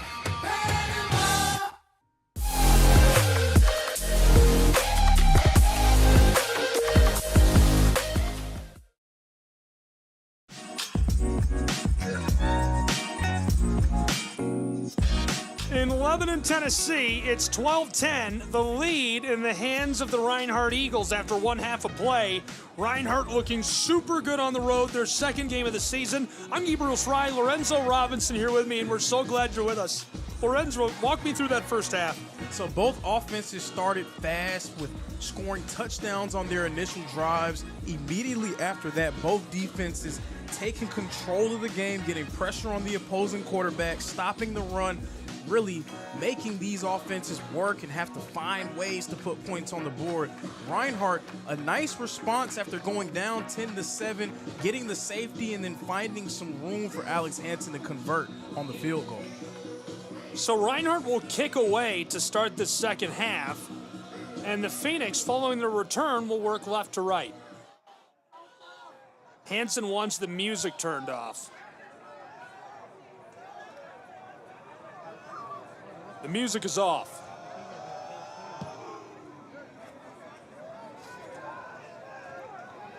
Return man has a little bit of a convoy. Breaks down momentarily, cuts to the sideline, 30, spins at the 35, and he's down. Nice return to start this second half for Cumberland. Great field position. We'll see if their offense can take advantage. At one point, it looked like their offense was going to just march up and down the field against this Reinhardt defense. Reinhardt tightening the screws on that side of the ball. But now we're going to look and see if big number 0, Cornejo, starts to take control of the game yet again.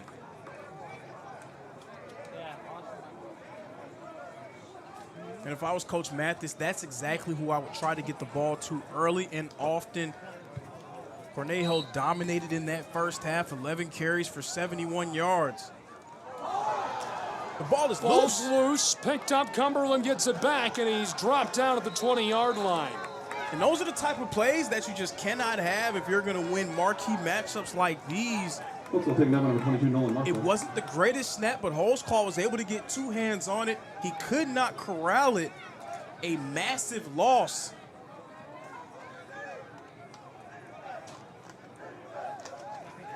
Second down and 25 from their own 20-yard line. Phoenix in trouble. Screen pass. A lot of room. Evades the first tackler. Original line of scrimmage plus 3. And just finding a way to getting the ball to Cornejo has paid dividends thus far for the Phoenix. Second in a country mile. He's able to eat up a lot of that yardage and give them a third and manageable. Yeah, I agree. Cornejo has been creative with the ball in his hands, and he's just found ways to get plays done over and over again.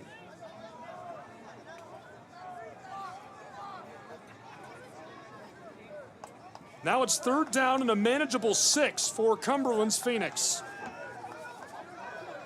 Man in motion is Hatchett. He'll take it on the end around. Lead blocker sets the edge, driving for the line to gain. I think he got it. Getting Hatchett with the rush. And the Phoenix moved the chains on third down. Third down again, Hatchett getting the ball.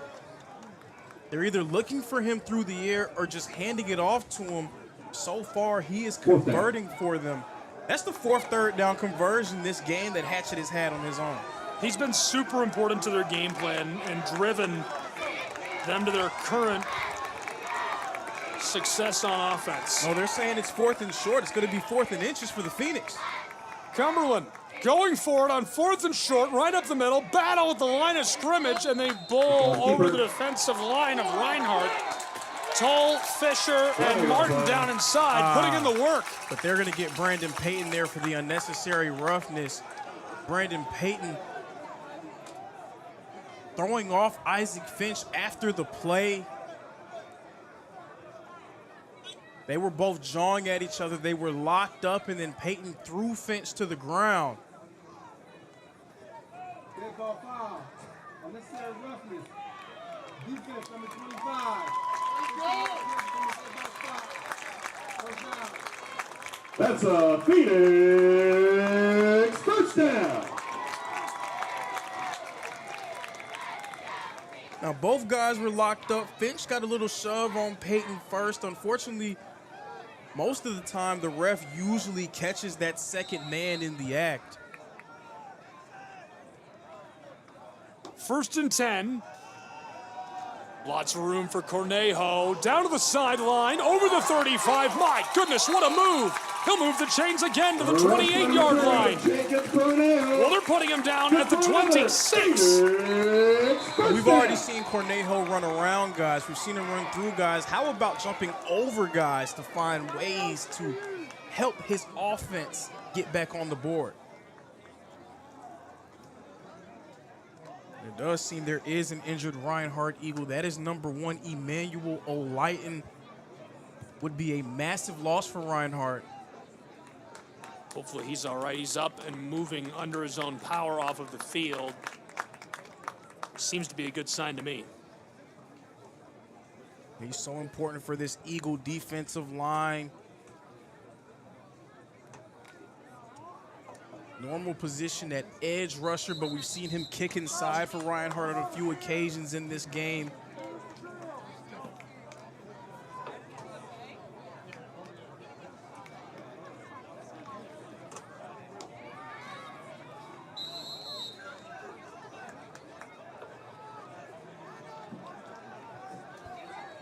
.20 to play in our third and a 2-point game. Reinhardt leading the Phoenix of Cumberland. They're driving. Cumberland uncorks one for the end zone, tries to one-hand it, and Brighton Peters, no flags as he tips that away. Great job by Brighton Peters working against number 82, Jarius Rogers. We saw some of that hand fighting again along the perimeter. Nice physical defensive play there from Peters.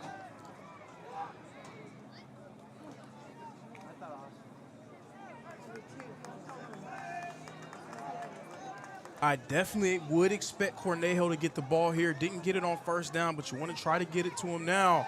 Long ball, and he's wide open. 5-yard line. First and goal from the 1 for the Cumberland Phoenix.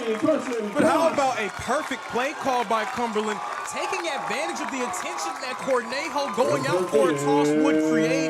The entire defense shifted towards him when it looked like he was going to receive the pitch. But then we saw streaking right down the seam, Carson Posh finding space and getting a nice reception. Great catch by the senior from Murfreesboro. Keeper Cornejo dives, and he's short. Second and goal. I mean, they're standing on the line here, Lorenzo. Yeah, and they just wanted to give Cornejo a chance to punch it in, but a great defensive play there from Namari Jenkins coming in from that safety spot to get the tackle. But they're going to have to stop him 4 times. Driving, reaching for the end zone. My goodness, no signal. They'll say he's short. Reinhardt so far putting together a goal line stand. We saw 2 direct snaps to Cornejo, but nothing doing. That Reinhardt defensive line proving to be impenetrable thus far. A very heavy package in for Reinhardt right now. Cumberland will try again. Big number 76, Alexander Hilton, in the game, listed at 407 pounds. Low snap, Holtzclaw takes it himself. Touchdown, Cumberland Phoenix. They're back out in front at home. And they had to get a little bit creative against Reinhardt. Reinhardt, they were not allowing the power run to work. Holtzclaw keeping it for himself and scurrying into the end zone. The Cumberland Phoenix offense back on the board with an impressive drive. Very impressive drive. Very impressive score for the Cumberland Phoenix, who are back out in front by 4 for the moment with 10:35 to play in this third quarter. And Holtzclaw is having a nice day. Point after try, snap and hold are good. This one sails up, away, and through the upright. Back out in front, leading by 5. It's the Phoenix of Cumberland and Lebanon.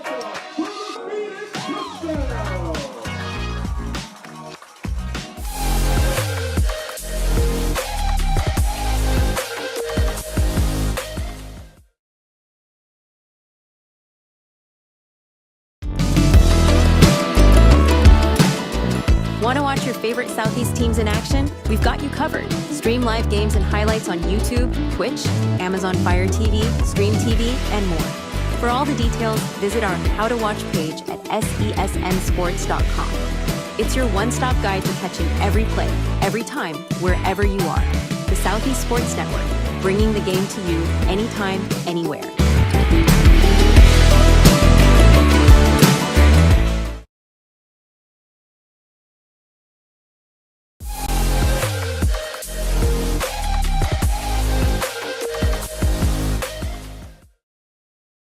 Back in Lebanon, Tennessee, I'm Gabriel Schrei, and we've got a full house tonight, guys. A great game so far. It's 17-12. The Phoenix of Cumberland have just jumped back out in front, Lorenzo. They have. It was a very impressive drive from Cumberland.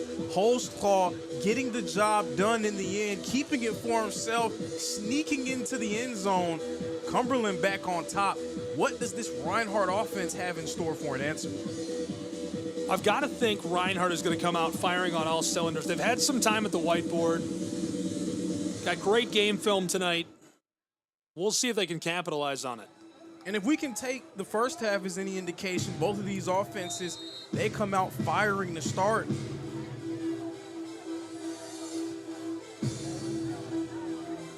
Just a momentary delay with Darude Sandstorm blaring. Coming to you live from inside of Noakes Lassiter Stadium. Return man across the 15, stumbles at the 20, 25, seam through the 30 to the 35 for the Reinhardt Eagles. Nice starting field position on this drive. And that's customary with Tyrus McKee back there deep returning these kicks. Again, he has not been able to convert any of them for 6 just yet. But he's definitely making his presence felt in the return game so far.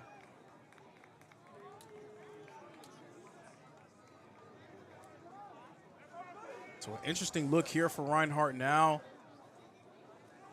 both returning all-conference running backs, Jamarion Walker and Jock Colbert, in the backfield at the same time.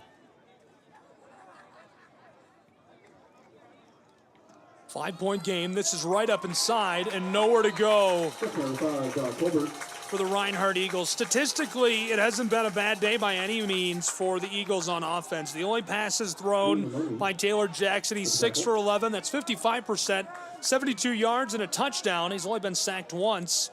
On the ground, 45 yards for Colbert on 10 carries. That's about 5 yards per carry. 17 for Walker and 5 for Rice. That Cumberland defensive front now starting to really take it to the Reinhardt Eagles so far. 3rd down and long. And they have some massive men on their defensive line. Their linebackers are fast and physical. Definitely a difficult defense to run the ball against. So far, they are stiffening up and bowing their necks, proving to be a tough task for Reinhardt to get anything going on the ground. Big thanks to David Finney and Kyle Allen. David is just excellent all season long, and not just for football. He's unreal, not just as an SID either. He's a great friend. Really trust David a lot. His opinion means a lot to me, and couldn't do it without your support, my friend. Thank you for supporting us. Long ball is just overshot for the Eagles. David Finney, for those of you that don't know, is the sports information director at Reinhardt. So always, anytime you see a great graphic you love of your favorite Reinhardt Eagle, a broadcast comes together, whether it's in-house or outside coverage like SESN, something new happens for the school. Every single stat on the website, that's David's doing. So we appreciate you, your hard work for all the teams at Reinhardt. And again, a big thanks to Kyle Allen as well for being such a gracious host for us tonight. Here at Cumberland University, they fed us, they gave us our own broadcast booth, and they've taken great care of us. Snap is good, punt is away. Return man lets it roll to him on the 20, and he's wrapped immediately, going nowhere. Eagles make a nice shift to the field on that special teams play. That was number 21, Anthony Morley, first to the punt returner, making sure that he got nothing on that game. There's some laundry on the field near the 40-yard line. We'll see what the call is.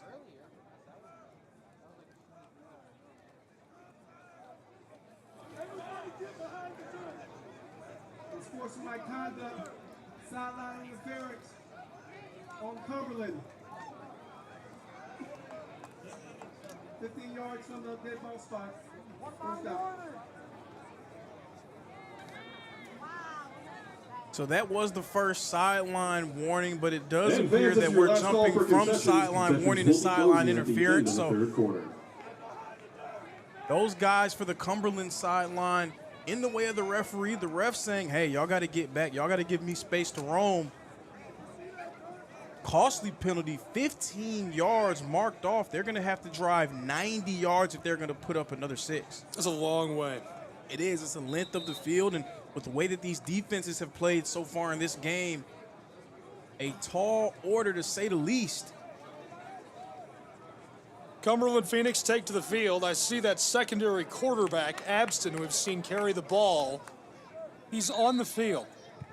But this is the first time that we see Abston in the game with Cornejo, so we'll see what Cumberland has up their sleeve with these two guys in the backfield at the same time. 1st and 10, 90 yards from the end zone. Cornejo bowls over the linebacker for a gain of 4. He's had a really nice day, to put it lightly. He's been great on the ground. That's going to push his total to 88 yards on the ground, and Abston only 2 carries for 9. But a lot of times you put a guy like Abston in the game to take some pressure off of your running back. So now those defensive ends know they can't just crash against Cornejo, because you have to respect the running ability of Abston. That takes a player away from him and gives him a little bit more room to run. 2nd down, runs over one defender, and as he's dragged down, it's a gain of 7. 1st and 10, Cumberland Phoenix. 8:17 to play in the 3rd quarter in a 5-point game. That's good for So we see the other side of the coin there on that run from Abston. So now when you decide to sell out against Cornejo, Abston's able to take advantage and make something happen for himself. 1st and 10. Still in the game. He'll keep it himself. Cornejo blocks for him, runs over a linebacker, and he'll move the chains all by himself. A 12-yard gain. It's a 1st and 10 for the Phoenix. Holtzclaw came out on top in the quarterback battle between him and Abston. But Abston is such a great athlete that he's a guy that you have to find a way to get on the field in some capacity. So not a surprise to see Coach Mathis in the 2nd game in a row having a package for Abston to get on the field and make some plays. We see there a very aggressive runner downhill. Ball's a low snap. Evades one tackler in the backfield and now trapped and dropped. He dives beyond the line for a short gain, but 2nd down, going to be a long yardage situation. And Nathaniel Sanford was the first to get to Cornejo. He couldn't come up with the tackle, but him blowing that play up, forcing Cornejo to slow down a little bit, not giving him a full head of steam going into that hole.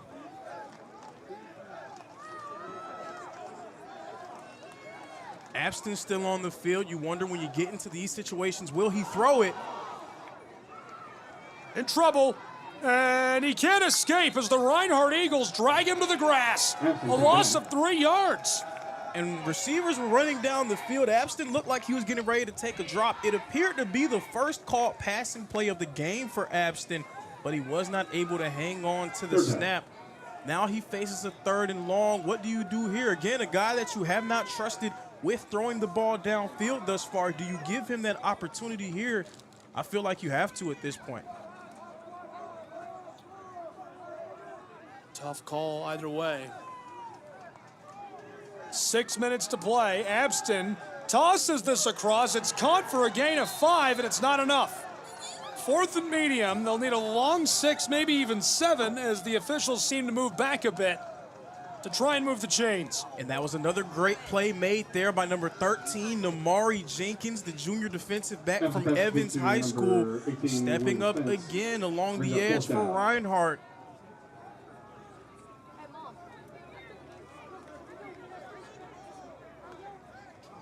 That's an important stand there for that Reinhardt defense. You can't allow Cumberland to take a 2-possession lead here in the 3rd quarter. So you give the ball back to your offense and give them another chance to get something going.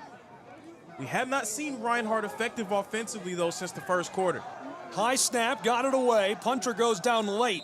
This one sails out of play. No flags, and we'll play on. 5:11 to go in our 3rd quarter, a 5-point game.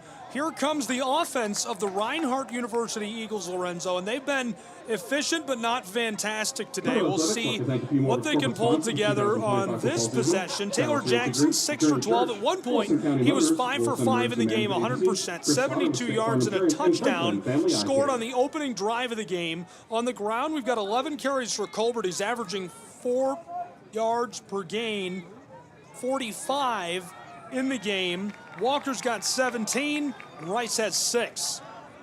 And Reinhardt, they were efficient in the early stages offensively, but it's been rough for them, and the difference has been the aggressiveness of this Cumberland defense. They are starting to come up and heat up this Reinhardt front. Jackson throws this downfield. It's caught. That's 1st down yardage to the 45 of the Phoenix. 15-yard gain to start the drive for the Reinhardt Eagles. That's the 2nd touch of the game for number 12, Cam Curtis. He was quiet in the 1st game for Reinhardt, getting involved early on here. Back to the line quickly, flipped across. This is dropped near the sideline. Number 16, Torres McKee. Jackson floated that out to McKee, and it's now 7 for 14 through the air for Jackson. And that's a timing play there, just trying to get Tyrese McKee a touch along the edge, but Jackson throwing it a little bit too high for him, put too much mustard on it. He was not able to come down with it. Well, Lorenzo, obviously you played so many years of college football. Very interested in your opinion here. Can you win this game without throwing the ball effectively if you're the Reinhardt Eagles, or do they have to keep the passing game going? You have to keep the passing game going because you need to keep the defense honest. He is run down, and the ball comes out. Run down to the backfield. It's Momomi. Chaos at Cumberland. Chaos indeed, the strip sack. That's number 24, Will Harris, coming up with the fumble. Taylor Jackson putting it on the ground. Again, this Cumberland defensive front heating up Taylor Jackson has been the difference in the game. They were conservative in the early stages, but now they are really going after Jackson, really making it hard for that Reinhardt offensive line. And it's been a completely different game ever since they started getting into the backfield. Absolutely. They need to find a way to stop this. They need to find a way to shut down that blitz or just get the ball out more quickly. And we saw Reinhardt try to do that on the second play of the drive, trying to get it out quick to McKee. Those are the kind of plays that's going to force that Cumberland defense to slow down a little bit, because right now they have no problem sending 6 and 7 guys into the box and finding pressure. And you just put so much pressure on a quarterback when he's forced to face a guy in his area every single time he drops back. I mean, I cannot remember a clean drop back that Taylor Jackson's had since the first quarter. A lot of people would say the offensive line has to find a way to block. They have to find a way to hold up. But when it's an extra guy, a free rusher on these dropbacks, you're really putting the offense into a bind. And we're seeing Cumberland really take advantage of these situations here.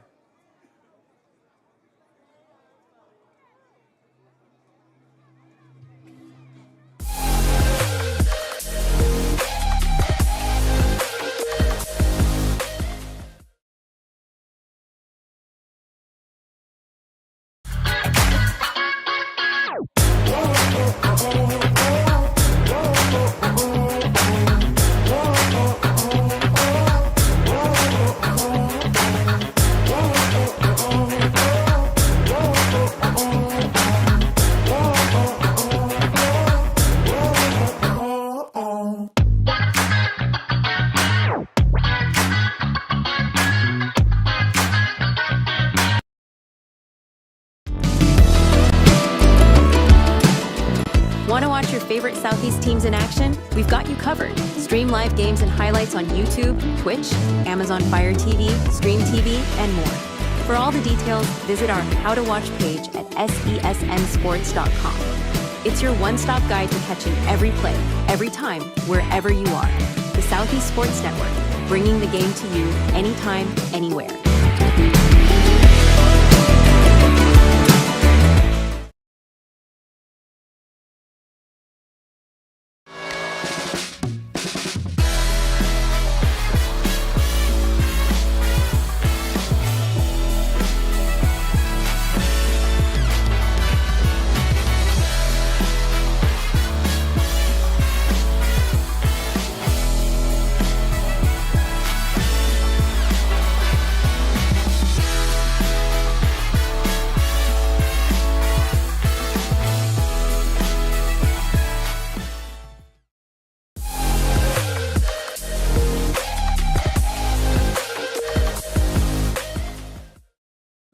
Okay, we're back here in Lebanon, Tennessee, waiting for a verdict. It sounds like they're reviewing the fumble.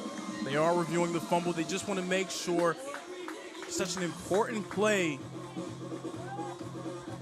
It does look like the call will stand with the offense returning to the field.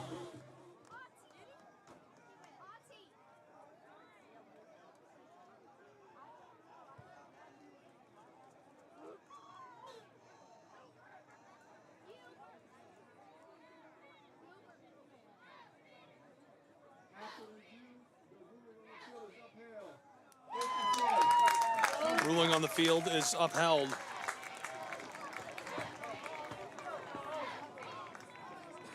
And to the naked eye from up here where I'm sitting, it didn't really appear to be anything that you could have overturned there. So a good call from the officiating crew. Phoenix lead, they've got the ball. In trouble, smacked, he can't escape, and blown dead. Behind the midfield stripe for a loss. Big time play by the Eagles getting through. Number 88, Nathaniel Sanford coming up with the sack for Reinhardt. He's been finding his way into that backfield of Cumberland on a few separate occasions, this time finding his way all the way home for the sack.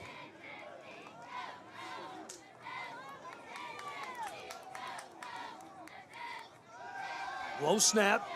Second and long. Tossed across. Catch and run. Still on his feet and finally dragged down back near the original line of scrimmage. I like the little dump pass there to Rod Payne. The sophomore from Douglasville just can't escape. Just trying to see if you can get some of that yardage that you lost back. It's still going to be 3rd and long, but 3rd and 10 is a lot different than 3rd and 20. Nice job by Rod Payne. Holtzclaw in the shotgun. 3:30 to play in our 3rd quarter.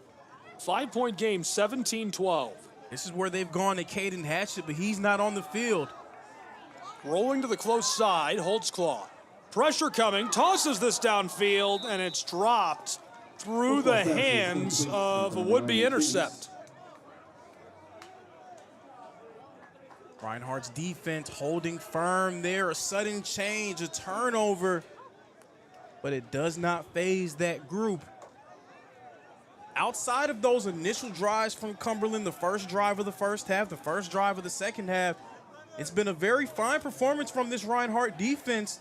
The Eagle offense has to try to pick up some momentum and give this defense a little bit of help.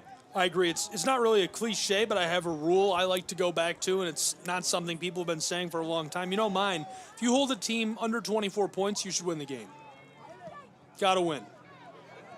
3:20 to go in the 3rd quarter. 5-point game. It's 17-12 Phoenix. Reinhardt has produced 12 points to this point. We'll get another look at their offense here. 12 points to this point. 7 of them came on that first drive with that touchdown. 2 of them came from the defensive side of the ball. So Reinhardt's offense, since that first drive, they've only produced 3 points in this game. They need to find a way to try to wear on that Cumberland defense. They're really dictating everything to Reinhardt right now. They're attacking the Eagles. They're playing with more physicality, with more passion, with more fire. That's been the difference. Will that Cumberland Phoenix defense continue to be aggressive? We already see the outside linebacker creeping.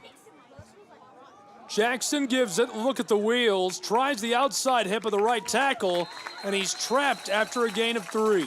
And Jamarion Walker ran over the first defender, but it was a host of Cumberland Phoenix surrounding him. He can't run over 2 guys, 3 guys, 4, even 5 at the same time. Friends and family plan in effect for the Phoenix. We talked about Walker on the drive here. 5'7" junior from Cook County in Georgia. 2 touchdowns in week 1. And Walker and Colbert, they complement each other so well. And we'll see the 3rd guy in that backfield now, Harlem Diamond in the game at running back. Fakes the give, quickly thrown. Cutting upfield, he gets 3, maybe 4 yards to make 3rd down more manageable.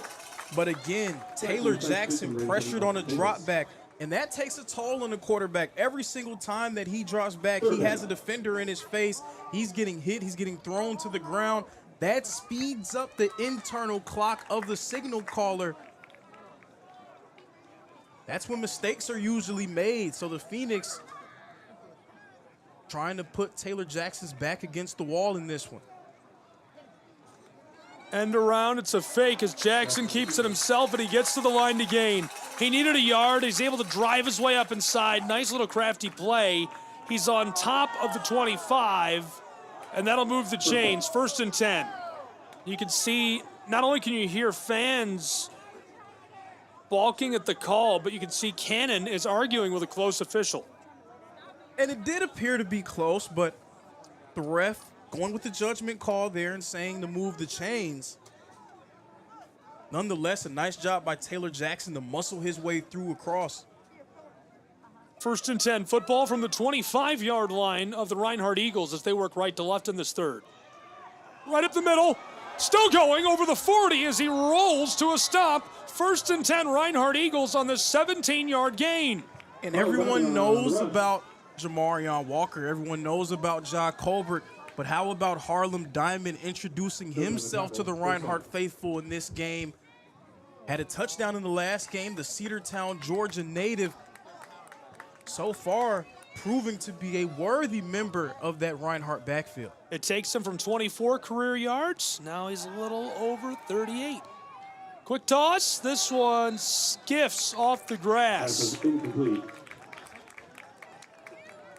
But even there on the play action, Taylor Jackson, he wasn't pressured, but you can tell when he takes that drop, he went a little bit deeper than he normally would because he's anticipating the pressure to be in his face. He's trying to get the ball out as quick as possible. That's a credit to what this Cumberland Phoenix defense has been able to do. 36 seconds to play in our third quarter. 5-point game. Reinhardt trailing by 5. Jackson, the give, tailback. Able to shove his way up in there. Jams forward for 2 yards. Close official looks closer to 3. We're going to call it 2nd and 8. Third down. It's going to be another 3rd and long here. And this is where Cumberland, they've been effective at playing games with that Reinhardt offensive line, bluffing different guys, sending pressure from different angles. We'll see what they try to do here. I don't think they'll run a play. We've got 5 seconds to play in the third quarter as bodies move and flags fly. There was flinching on both sides. We'll see which way the flag will go. Offense number 89. They're going to move him backwards after the tight end jumped. 1 second on the clock in our third quarter in a 5-point game. Those are the type of mistakes that you cannot have. Turning point plays, third downs, those type of situations, you have to give yourself a chance.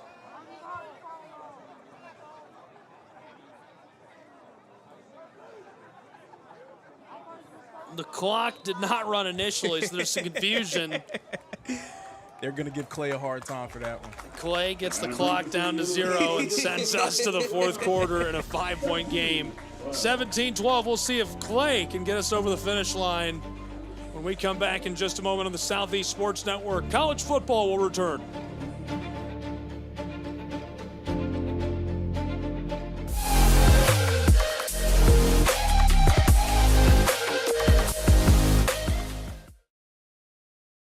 The Southeast Sports Network is now on Amazon Fire TV. Now you can download the SESN app and watch on any Amazon-enabled device, such as your Fire Stick. The easiest way to download the app is to go to our website, find the Watch SESN tab, and click Fire TV app. Then just select your device from the list. That's it. Free and easy. Enjoy watching the Southeast Sports Network on your Fire TV, Fire Stick, or Fire Tablet with just a few clicks.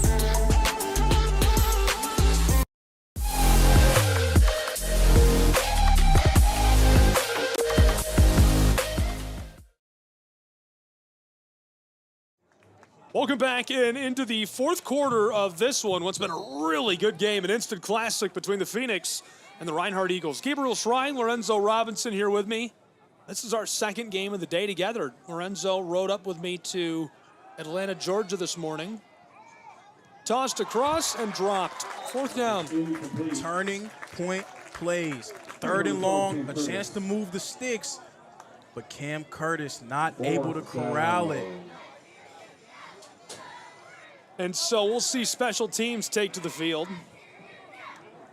And I know I've been harping on it the entire game, but that's essentially what it comes down to. A lot of fans see the final score and they say, hey, this is what happened. We see Cumberland up by 5 points and you're like, I got the whole story, but how do we get there? It's these little moments throughout the game that can determine which way the contest goes. Punt is not looking great for Reinhardt. Excellent starting field position for the Phoenix, who are leading by 5, 17-12. And not only do you fail to move the sticks, but after that punt, you give Cumberland great field position. We'll see if their offense can take advantage. And if I was a betting man, I would put an insane amount of money on Jacob Cornejo getting this one early and often. I think we're going to get a healthy dose of Cornejo on this drive. Abston back on the field too, so they're going to try to ground and pound their way to a victory. They want to ice this game and take off as much time as they can. Fans not happy with the spot.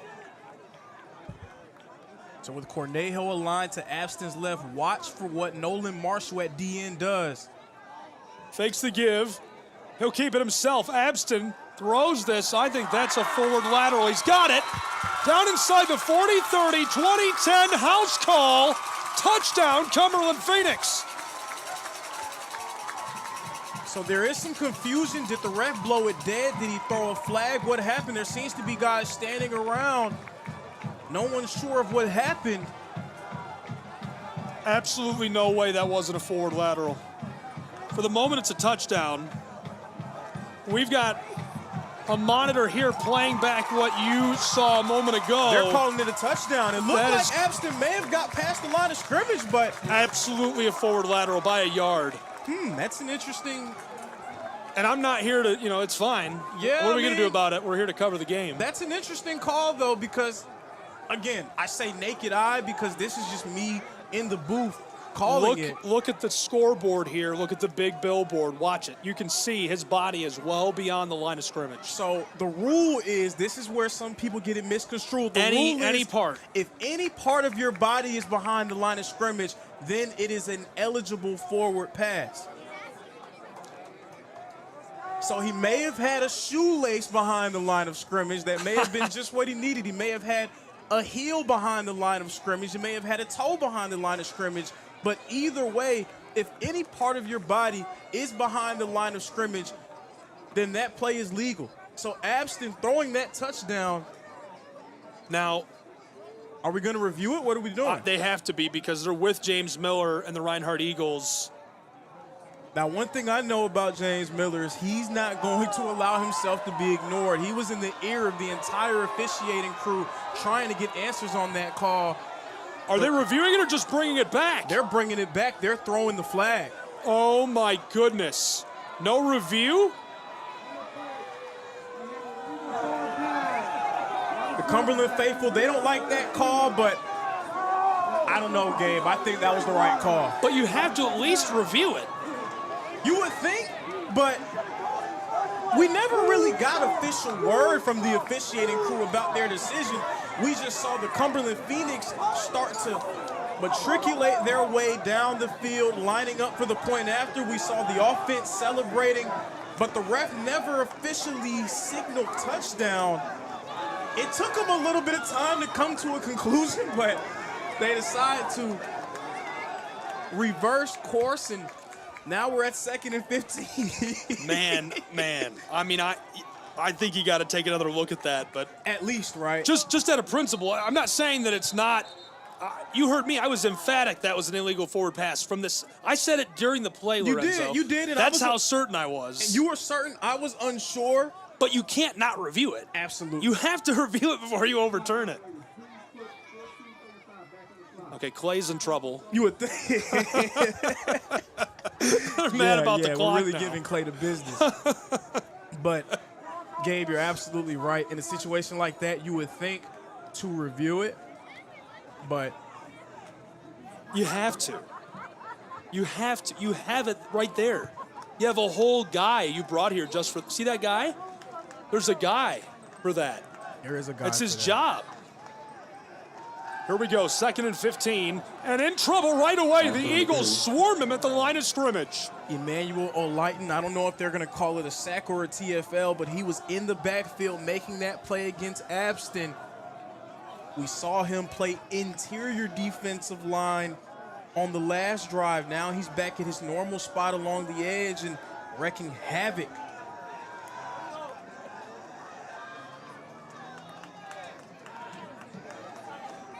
Third and longs with Abston on the field. They have not called many downfield pass plays for him.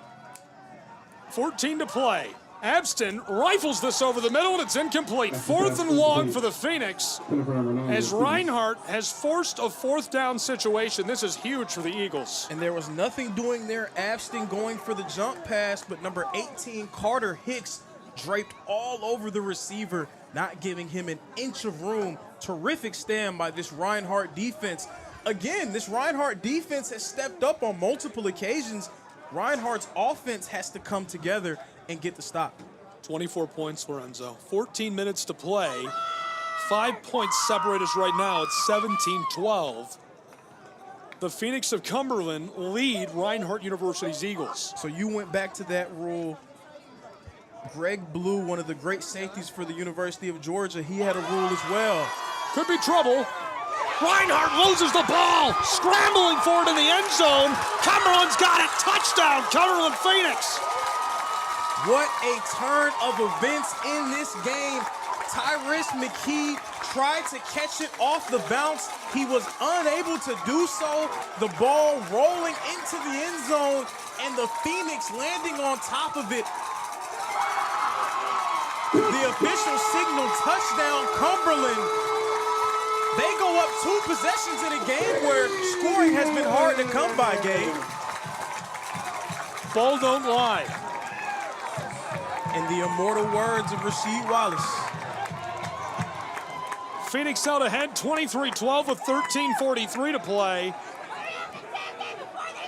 How about the roller coaster of the most? You heard that from the crowd. They're saying, hurry up and kick it before they take the points off the board. I love it. The That's crowd, hilarious. they were up and then they went down, and now they're back up again. It's going to be hard to turn them back down after that one. Now all the pressure in the world on the shoulders of that Reinhardt offense and quarterback Taylor Jackson. Lorenzo to double the score of the Eagles, seeking 24, the point after try. And again, that Reinhardt offense, it's been so difficult for them to find ways to move the ball since that initial drive. Now trailing by 2 possessions, you almost have to go through the air. The only problem is that Cumberland Phoenix defense, they've been finding ways to create pressure through blitzing. Snap and hold are good. This one's sent up away and finds its way through the uprights to make it 24-12. The lead strong in favor of Cumberland and the Phoenix. We'll break and return with more college football in the late stages in just a moment.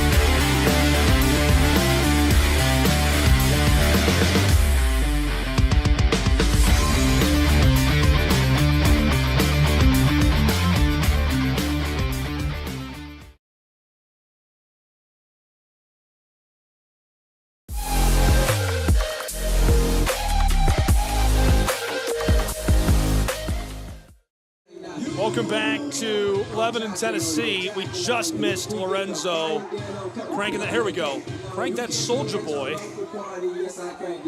Gabriel Shrine, Lorenzo Robinson, and we're into the late stages. 13:43 to play. 24-12, the lead with the Cumberland Phoenix.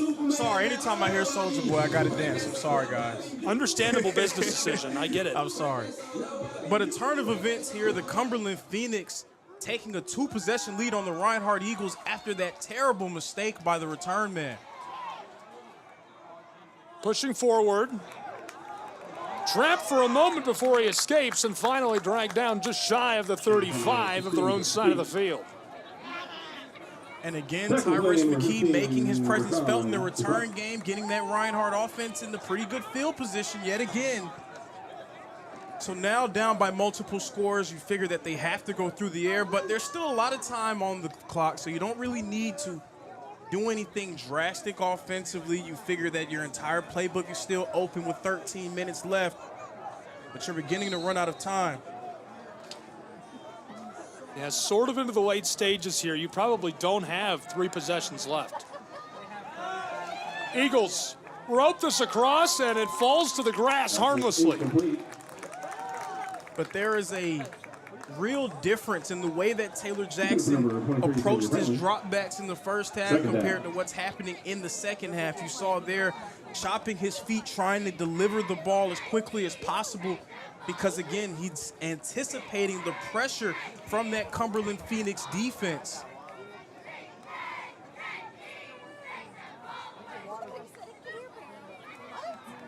Second and 10, Reinhardt. Thrown across, incomplete. Access incomplete. Another free rusher there from Cumberland because six men were on the line of scrimmage. Number 16, Terrence McKee. Third down. And the pressure that provides on the quarterback, how about the pressure that puts on the shoulders of the offensive line, because they don't know who's coming and going in these situations as well. Third and long, do or die for the Eagles. This is picked off. Phoenix 3, 30, 20, 10, house call, touchdown. Cumberland takes it all the way. Flag on the play. Beautiful play for the Phoenix of Cumberland. There is a flag on the play, but Daniel Smith, for the moment, the junior from Jackson, Mississippi, takes it to the house with a score. Personal foul. Defense number 96, roughing the passer. 15-yard penalty. Automatic first down. Coach Mathis was not happy with that call, but they did hit the quarterback in that head and neck area. We've seen it at all levels of football now. There has been an emphasis on protecting the quarterback. Taylor Jackson got hit. That was number 96, Josh Jones, who delivered it. He got him right above that shoulder pad. Phoenix fans, they're not going to like it, but I believe that's the right call.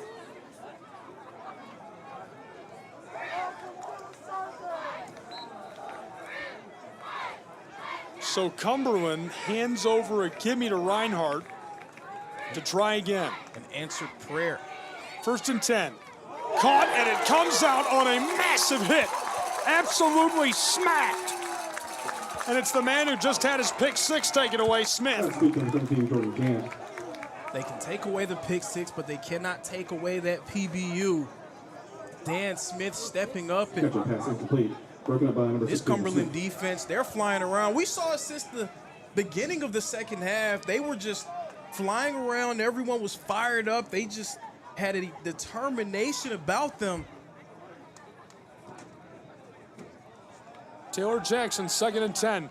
Right over the middle through the hands of his intended target, who has the linebacker draped all over him.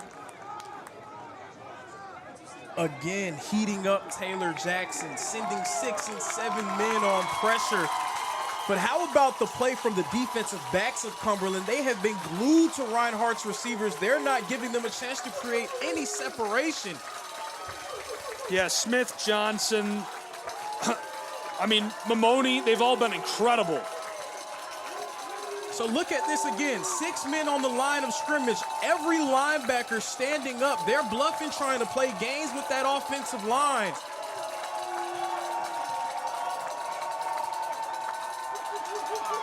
Third down and 10, caught, and he gets about 5 yards as he's smacked again. This time, it's Cannon Johnson. Fourth down and long, but trailing by multiple scores. You will seem to think that Coach Miller would think long and hard, maybe thinking about going for this fourth down. That's exactly what he's going to do here, leaving the offense on the field. 12:40 to play, 24-12. Reinhardt trails. They're doubled up by the Phoenix. Fourth and medium. Do or die time for Reinhardt's Eagles. Jackson in the shotgun. Pressure comes, throws quickly, caught right near the line to gain. They're going to give it to him, I think. Yes! My goodness, right at the line to gain on forward progress. Players slow to rise as it looks like we'll move the chains. Miller's coming out himself. That's Tyrese McKee on the ground. Very important player for this Reinhardt team. Again, you don't think of plays in big-time moments, you think of players. Not a surprise to see the Eagles go to McKee in that situation. Unfortunately for the Eagles, seems to be shaken up a bit after the play. Hopefully he's all right. They'll take a moment, check on him. We can only hope it's good news.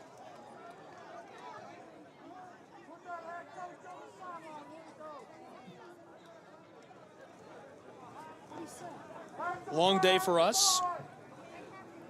Lorenzo on the crew all day long with me.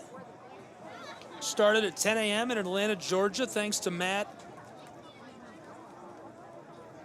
Joe having us, and of course Jason Longshore.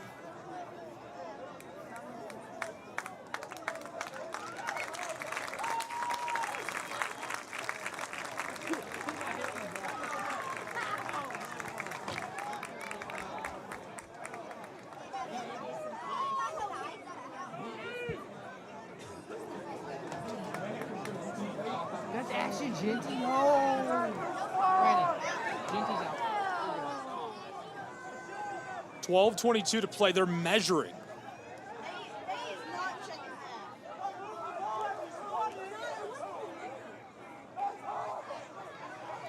Oh, it's going to be close. They're moving the chains. Listen to the Cumberland Phoenix fans.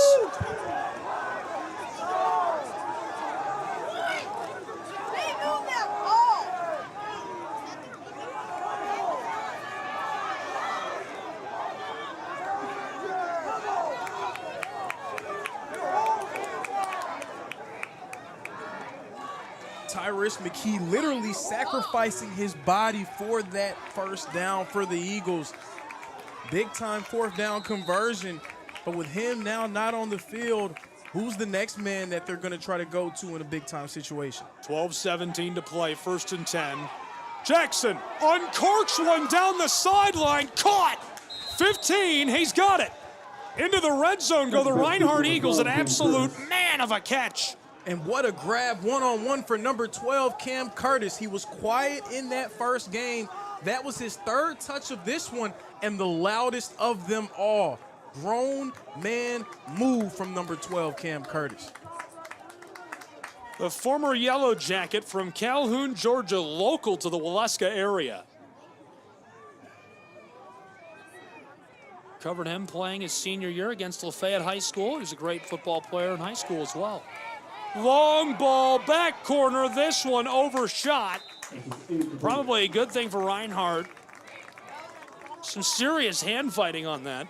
11.5 to play.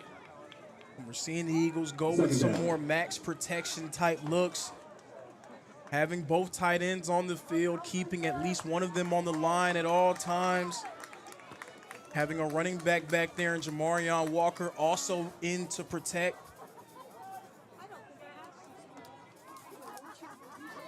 That could potentially play into the hands of the Phoenix, though, because now you can start to drop some guys back, and you only got 4 guys running a route, but we have 7 defensive backs ready to make something happen. 24-12, Eagles. Pressure comes, running, trapped and dropped after a gain of 2. 3rd and 8 for Reinhardt. And you could tell Taylor Jackson felt the pressure that came from that delayed blitz. Mamouni again getting into the backfield and wrecking havoc. He wasn't the one that came up with the tackle, but he was the one that forced Jackson to step up and leave the pocket earlier than he wanted to. Quarterback hurry is a really important stat. Inside of 11 minutes to play, 24-12. So watch again from some pressure coming from the outside. Jackson under fire and throws this away. It's 4th down and long as we've got a flag. Did they hit him that far behind the play? My goodness. But he's being hit repeatedly. Every single drop back, it seems like one of Taylor Jackson's teammates is being forced to pick him up off the ground. Another delayed blitz there. I was looking downfield. If they hit him that late, that is absolutely flagrant. That is embarrassing. And that's sort of the drawback that you get when a defense is playing as aggressively as Cumberland, because now we're trying to make a play. How do you dial that group back? How do you tell them, all right, guys, we need to calm down, when that level of aggressiveness is what got them to this position in the first place? You know, I'm very afraid of the game we love being changed. I love American football, but you just can't hit like that. You could not be hitting people that late after the play. I don't care if it's the NFL, high school, or college football. 10:42 to go. Jackson, end around. It's a keeper. Rolling into the house for the touchdown. Reinhardt gets one back. It's 24-18 with 10:36 to go. And how about Taylor Jackson under fire that entire drive, fighting off multiple late hit attempts? but staying in the fight and giving his team a chance. Reinhardt drawing within one possession. Taylor Jackson, that is going to be good for 20 yards on the day and his second touchdown on the ground.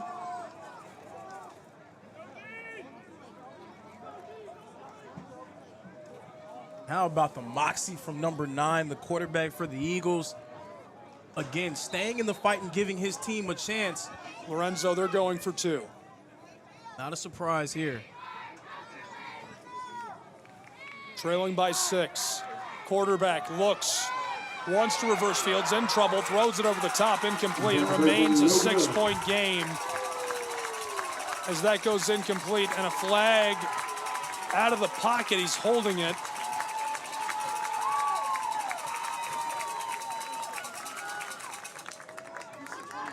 So to remain a 6-point game with 10.5 to play. Really nice effort from Reinhardt. You know, you see Taylor Jackson taking an absolute beating all the way down the field. 10:36 to go, he's able to punch that in. Very important touchdown. It keeps this alive for Reinhardt's Eagles. Without that, this game is over. It does, and at one point, there was a pick 6 on the board for Cumberland. The score was 30-12. That got wiped away from that unnecessary roughness penalty.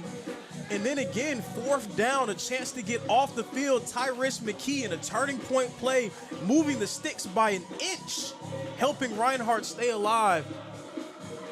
All of that leads us to what we have now. It seems like this game is going to go right down to the wire game. I agree, and you basically can't afford to allow a score on this drive. You have to find a way to stop the Phoenix. I think if Cumberland scores here, it's basically over.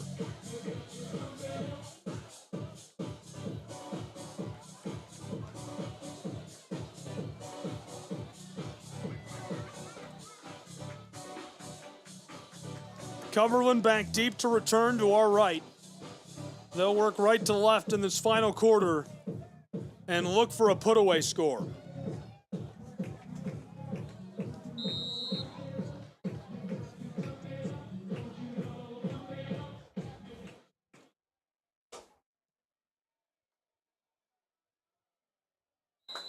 Sent long, and this one is off.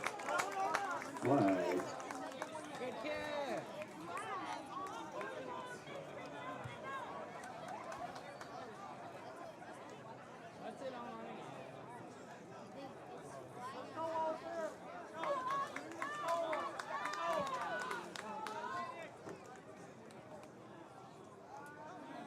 So following this,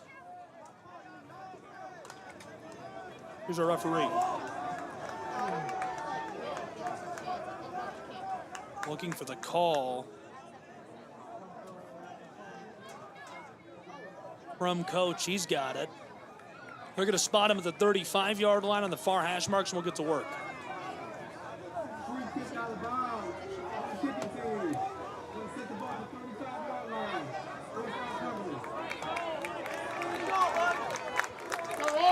Yeah, they got handsome with that kick out of bounds, so free field position for Cumberland. They're at the 35. Holesclaw back in the game at quarterback. Here we go, he's free. 45, 50, 45. Took a shot and goes down. All the way down beyond the 40. They're going to mark him, I think, back at the 42-yard line on the far sideline. Close officials stepping back that way as well. 10-12 to play, clock running in a 6-point game. And that's the most noise that Cornejo has made in the last few possessions. Great drive starter there. Anytime you have a lead, you want to try to keep it on the ground and salt away as much clock as you can. Reinhardt defense needs to create a turnover or get a big stop. Cornejo, right side, he's grabbed at, dragging defenders with him, still pushing, now stopped. Gain of 3 yards on first down.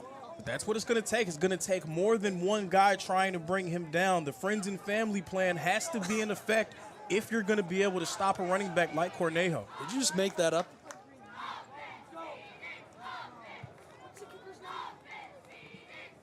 You ever heard it before? I have. Well, from who? I don't know. Well, there you go. Okay. Second down and 7, 9:16 to play.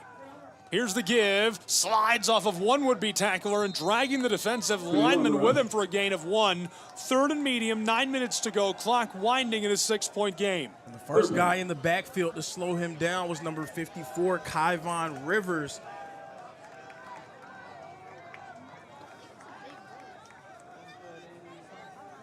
Kyvon's a big dude, couple of changes to personnel for Reinhardt. Cornejo still in there alongside the quarterback, Zach Holtzclaw, the junior from Dawsonville.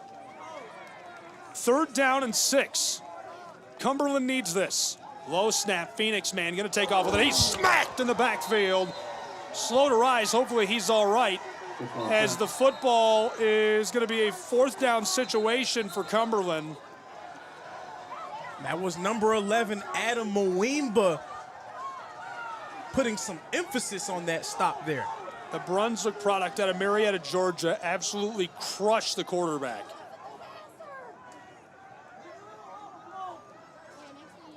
Hate to see it. 8:26 to go, the clock has stopped, and as they take a moment to check on him, hopefully we'll have good news when we return.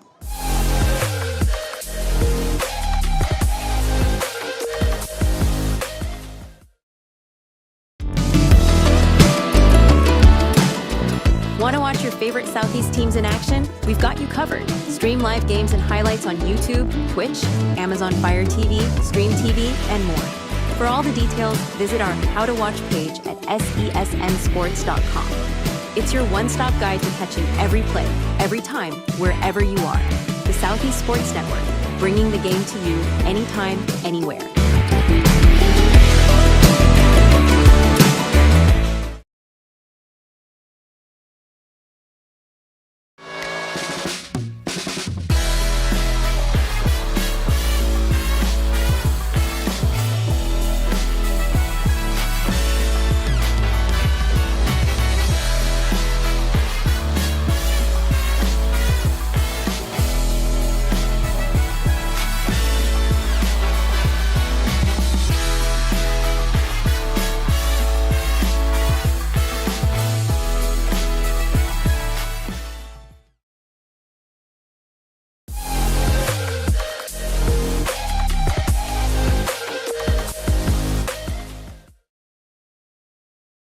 Welcome back to Lebanon, Tennessee. Gabriel Schrei, Lorenzo Robinson, late stages. 8:26 to go, 6-point game, 24-18, and it looks like the Phoenix are planning to punt this away. Zach Holtzclaw was able to stand up with no help. He walked off of the field. Hopefully that's a good sign. Absolutely a good sign, and another great defensive stand by that Reinhardt front. Sent away from behind the midfield stripe. Rolling back into the end zone for the touchback. So Reinhardt will take over following the touchback. We'll see this offense again. And a quick look at what we've seen from this offense so far today. It's been led by the quarterback, Taylor Jackson, the reigning Appalachian Athletic Conference Player of the Week. He's had a rough outing, 42% completion percentage, 128 yards and a touchdown. He's been sacked twice. The pressure on him has been insurmountable. They've been unable to throw quick routes. They've been unable to find ways to slow this rush. Rushing the ball on the ground, Colbert's got 45 yards. We haven't seen him in a long time. Walker's got 20 and 19 for Diamond. Jackson has 2 rush touchdowns. He's scored all 3.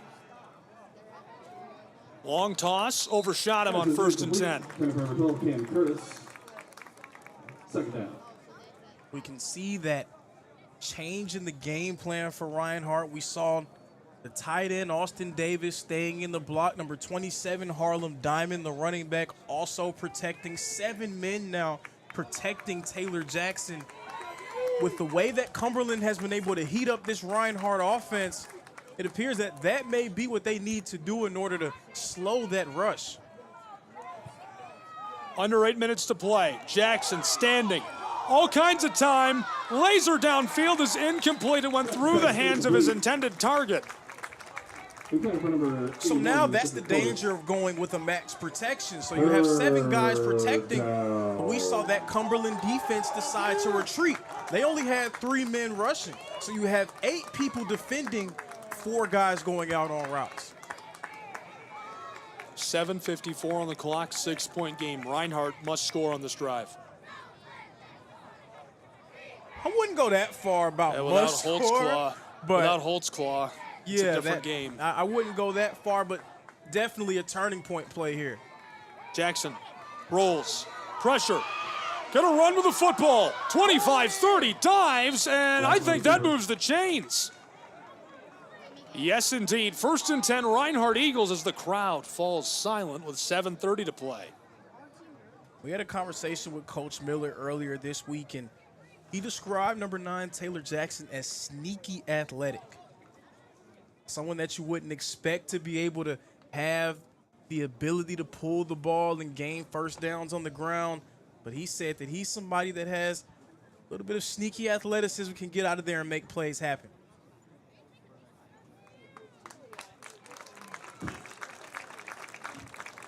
Thankfully, Cumberland's man back on his feet.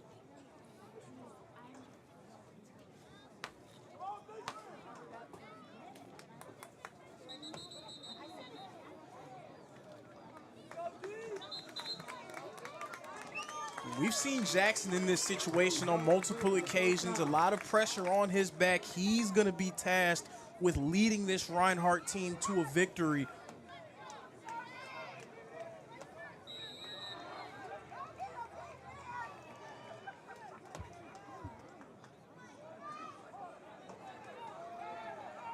Here's the give. 7:30 to play, 24-18. Now 7 minutes and 26 seconds. And again, nothing doing for number 6, Jamarion Walker. And we see the dance moves there from the big nose guard, number 99. 7:15 to go. Play stop to the whistle. Woodens Pierre Lewis had a nice dance move that got the crowd going there. Reinhardt tried to snap it quickly and take advantage. Clock stopped as well. 7:12 now as it's running. Never mind. They've started running it again. But just look at the size on that defensive front for Cumberland in this game. Number 47, Tavion Clark, 6'5", 260. 96, Josh Jones, 6 feet, 314. Woodens Pierre Lewis. Caught. Eagles man reverses fields. He's free. 45-50, opposing 45, and he'll step out. Massive shift to the field. 1st and 10 Eagles into Phoenix territory with 6:45 to play. And that was the ever-aggressive number 16, Tyrese McKee, with the dead leg there, getting upfield and putting his team in business. Now Reinhardt on Cumberland's side of the field. Jackson shouting out to his offensive line, reading the tackle box. He has faced immense pressure today. 6:20 to go. 6-point game, high snap, he's able to corral it. Long toss of the ball for the sideline, diving, and that's incomplete. Good attempt, selling out to try and get under the ball for Reinhardt, just unable to corral it as Cedric Colors. Product of Harlem High School. Clock stopped, 6:10 to play. But now with Reinhardt out of that heavy set, without a tight end on the field, you could potentially see Cumberland go back to trying to heat up that Reinhardt front by sending pressure.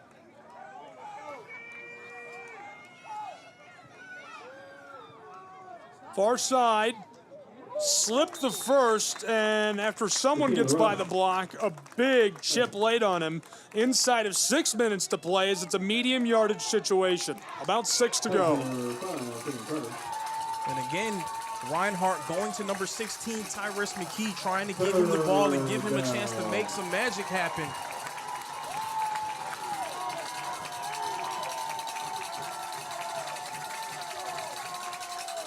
From the 40, it's 3rd and 6. Crowd is loud. 5.5 to play. Jackson gives it. Lots of room, diving for the line to gain. I think he's got it. Close official, steps forward a yard. Now steps forward 2 more steps, and that should be enough.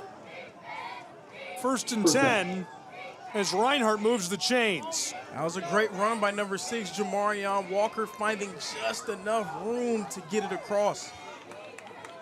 Just over 5 minutes to play. Jackson, pressure coming, throws in time. He's thrown to the ground late, no flag this time.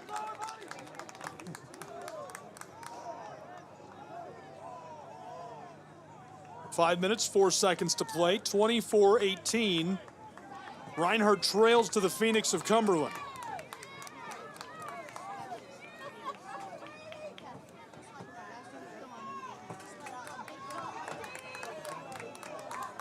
Colors, the closest receiver on your screen. Jackson, pocket holds for a moment. Quick toss, this is tipped and dropped. 3rd and 10.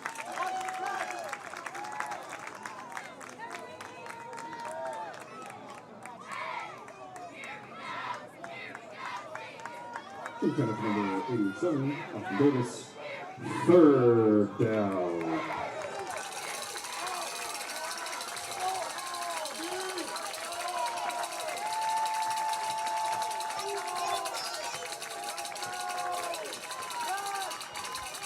Third and 10. 5 minutes, 4 seconds to play. Fakes the give, quarterback keeper pounds his way inside for a gain of 6 yards. It's 4th and a long 4, maybe 5 for Jackson and the Eagles offense. And I like the play call there from the Reinhardt Eagles. Tyler Hennis, the offensive coordinator, electing to stay on the ground and figure that I'm in 4-down territory at this point in the game, so I might as well give myself a chance to create a 4th and manageable for my offense.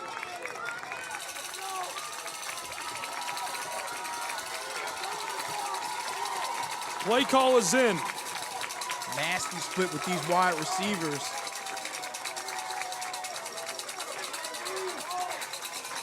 .420 to play.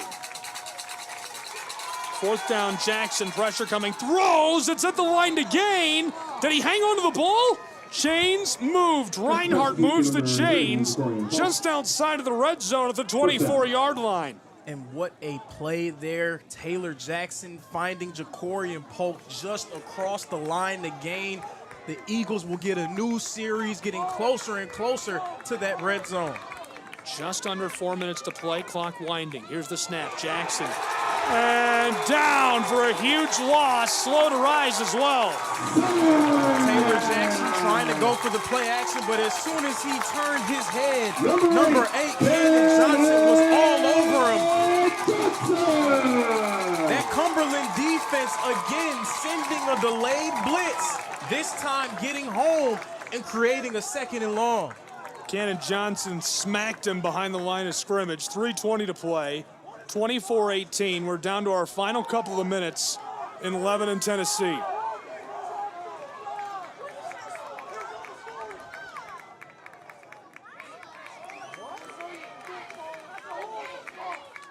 Three out wide, one receiver isolated on the close side for Jackson.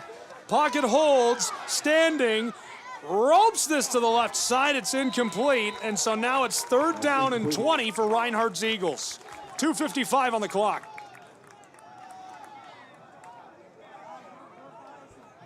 Third down. So after that sack from Cannon Johnson, you get way behind the sticks. It puts a lot of pressure on your 2nd down play. If that can't get you anything, it gives you a 3rd and very long. Expect another play here, though, with Reinhardt just trying to get a chunk play and create a 4th and manageable. And we're stopped. A break on the field. Timeout taken by the Phoenix of Cumberland with 2:55 to go. Understandably so. They're going to take a moment, make sure they're ready for what's next. We will also. 2:55, 6-point game, 24-18.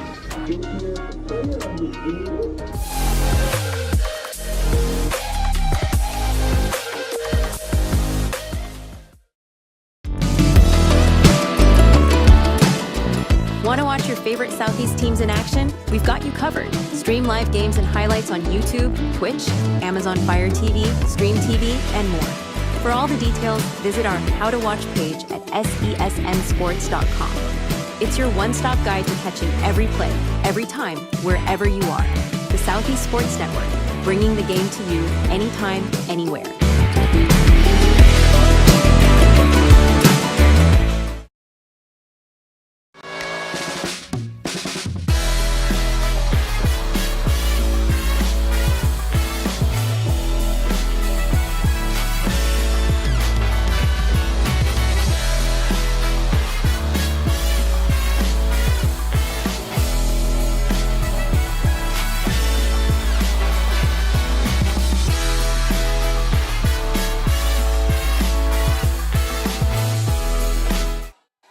Back in Lebanon. Jackson throws down near the sideline. He pulled it in. Was he in? That's going to knock a couple of yards off of 3rd and long. They needed 20. 2:40 to play. The clock is running. That play was just a call to get a chunk of yardage, though, and give yourself a 4th and manageable. Unfortunately for the Eagles, it didn't really go as planned. Still a long way to go to convert. Under 2.5 to play at Noakes Lassiter Stadium. You see those linebackers creeping. Jackson, pressure comes, steps up, lots of room, tosses it over the middle, dropped. It would have been a pick. And so it's a turnover on downs to the Phoenix with 2:10 to play. Jackson again was under some pressure. He had to step up and throw it. Very nearly intercepted, but probably better for the Phoenix that it wasn't intercepted. Absolutely. I'm not sure why they're upset. Well, I mean, if you're a defensive back, you want to try to grow your stats, right? You want to get that interception, have the picture of you catching the ball. But you know what they say? DBs are just receivers that can't catch. So, sorry. Wow. Sorry. That was hurtful. Sorry. 2:10 to go, 24-18, 6-point game. I didn't mean it, defensive backs. I swear I didn't. You have to talk to Markel about that one. He's going to have some words for you. He used to play receiver.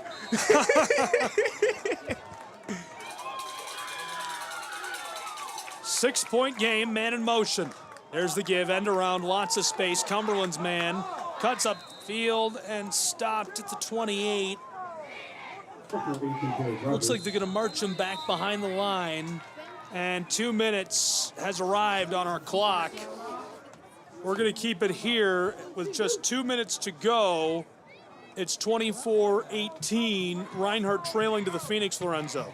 Absolutely, and again, the Reinhardt defense, they've stood tall on multiple occasions. They've given the offense a chance to make something happen. Now, do they have one more stop in them? And if they do have one more stop in them, something that the Reinhardt offense did very well a year ago was converting in 2-minute drill situations. That's something that Reinhardt is very comfortable at completing and converting. Taylor Jackson, throughout his Reinhardt career, he's made the most out of those 2-minute drill situations. Can you give this offense one more chance to do something that they've been very good at over the course of Jackson's career? 2 minutes exactly to play at the break. 24-18, 6-point game. Thanks for being with us all night long. Follow the Southeast Sports Network at SESN Sports. We do prep football. We do pro side soccer. Had the privilege of joining Atlanta United for their friendly against Belize this morning. Great coverage. Jason Longshore on the call for that. Again, that's at SESN Sports. You can follow Lorenzo and I on social media as well. 2 minutes to go, 24-18.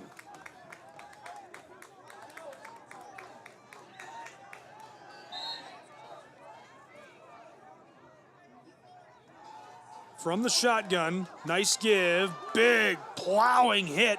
Reinhardt's Eagles are trying to stop him. He rolls forward for an impressive 6 yards. It'll be 3rd down and about 4. The football just beyond the 35. They're going to spot him on top of the 35. They need the 39. And I'm not going to take any credit away from Cornejo for staying up and plowing his feet into the turf. But Sailor Toll, number 77, the center, giving him some assistance, trying to push the pile. It's a little briefing. there's a different perspective when we come out to each room. Great turnout tonight in Cumberland. Can it be repaired or does it need to be replaced? Big crowd. These fans are very passionate about their Phoenix. 151 to go, 24-18. Reinhardt trailing to Cumberland.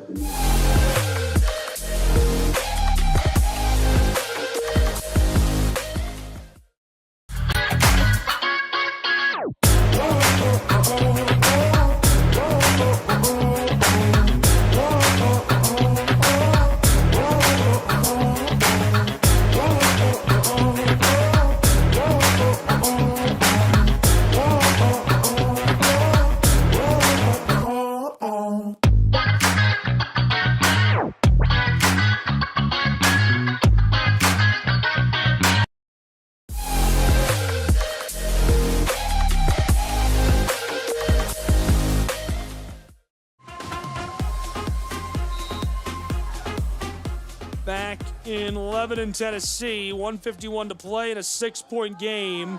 Escapes the first. In trouble and dropped at the 25. 144 on the clock. Running now at 142, it stops. 24-18.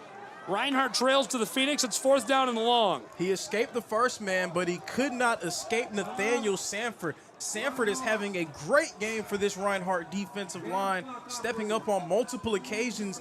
That the biggest stand of the game because it gives Reinhardt a chance to execute a 2-minute drill. They called him out. They caught that right away on the clock. They move it back to 145.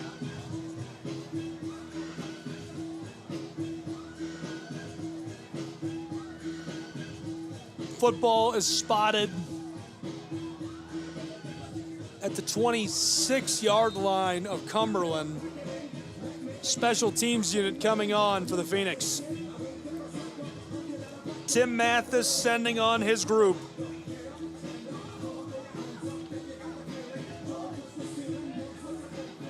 Reinhardt needs the improbable. Cumberland should be a routine shutdown on the back end of a game. You would think so, but again, this Reinhardt team, over the course of Jackson's career, they've made a living on 2-minute drill situations. Sent away by our punter. Eagles man back deep, fielded at the 29 for a fair catch. So Reinhardt will need 71 yards for any chance of winning this one.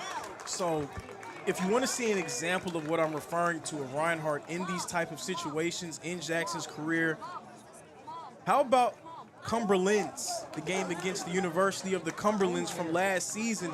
In a very similar situation, Reinhardt was trailing by 3 points. Taylor Jackson drove them all the way down the field and threw a strike to Cedric Colors for a touchdown. They were able to come out victorious in that game. So Jackson, he's used to being a hero for the Eagles. Does he have anything left in him? Can he put the cape on one last time? Timeout on the field.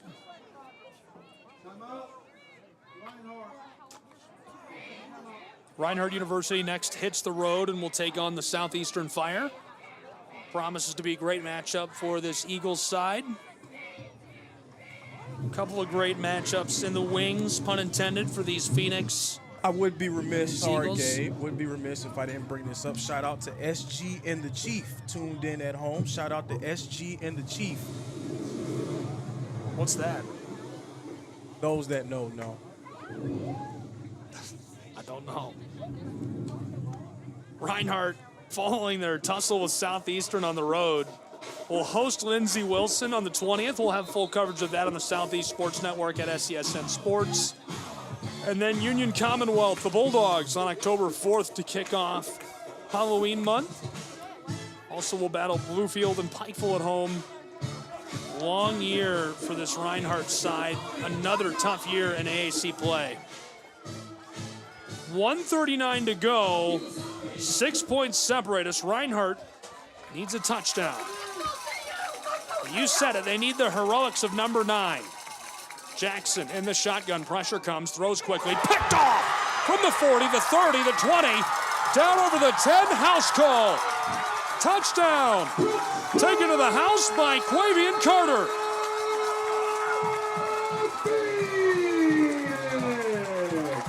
And right when the Eagles needed to make magic happen, the Cumberland Phoenix slamming the door shut on Reinhardt and putting the nail in the coffin, taking a 2-possession lead.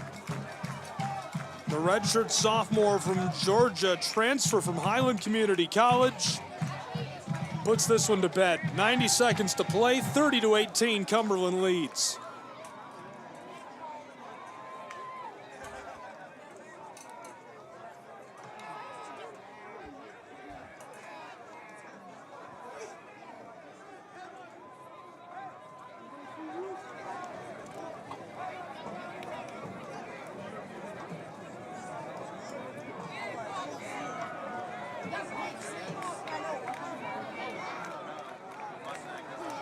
What?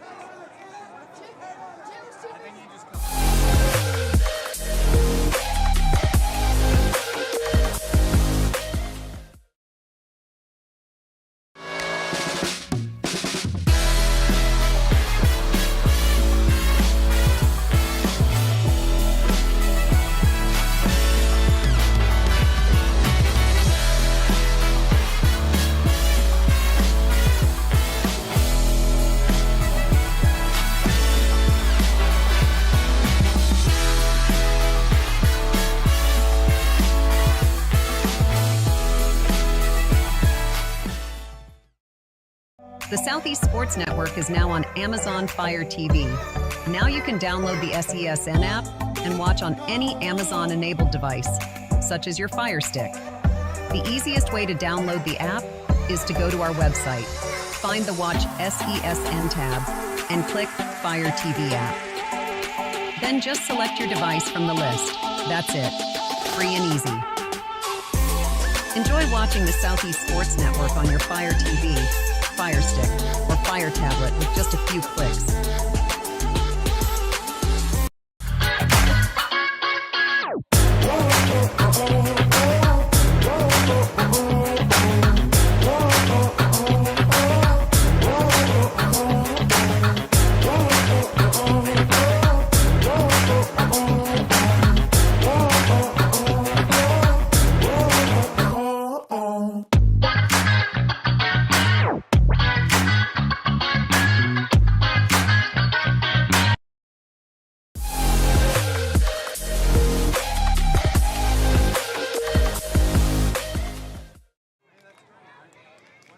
Back for the PAT.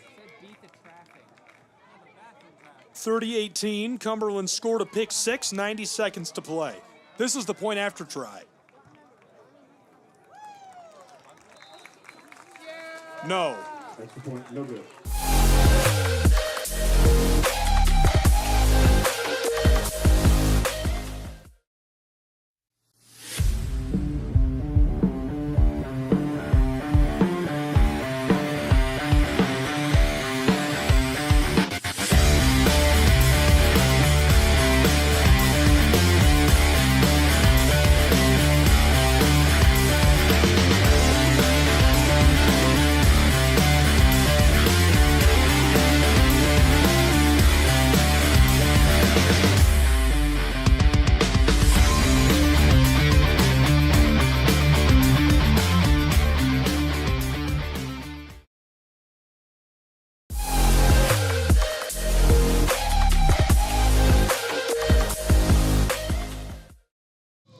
We're back in Lebanon, Tennessee, 90 seconds to play.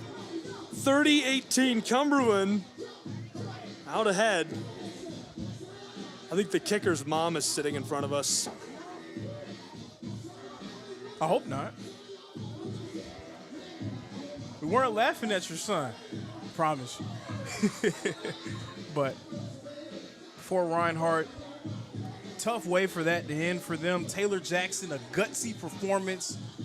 Seriously, yeah, great under pressure today. A lot of pressure. Very gutsy performance, so very tough way for that to end for him.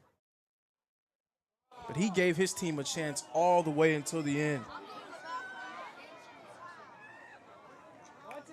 Return number 16. Eagles return this. Flag on the play. Flag on the play.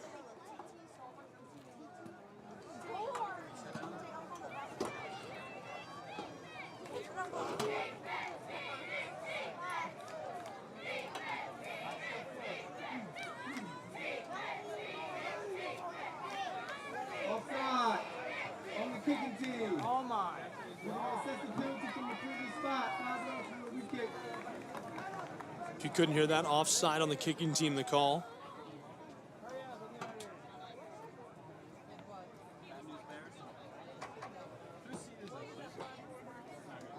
If you're the Eagles, there's still 1:20 left on the clock. Maybe if you can get a big play here, potentially force an onside kick situation. For the Phoenix, they've been very aggressive throughout this game. When it comes to trying to put pressure on the quarterback, I would expect them to really lay back and have 8 people defending in the back. So it's going to be up to some of those Reinhardt wideouts to make plays happen.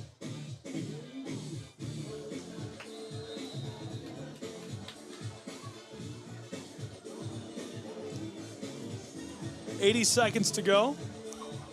30-18.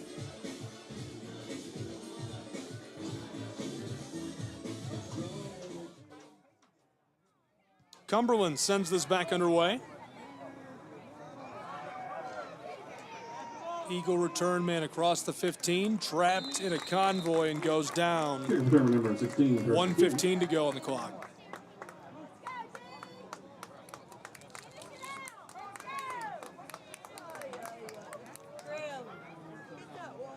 But how about this Cumberland Phoenix defense? Reinhardt had a long drive. It looked like they were going to potentially tie the game up, maybe even take the lead. They had 1st and 10 right near the 20-yard line, and it was number 8, Cannon Johnson, who came up with that big-time sack of Taylor Jackson that completely flipped momentum.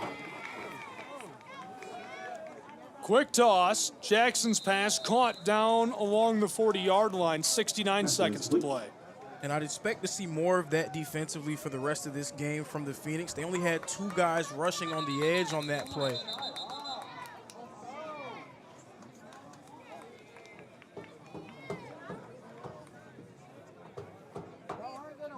It's 96 Josh Jones and number 40 Tavarius Pitts. Trying to make something happen on the edge.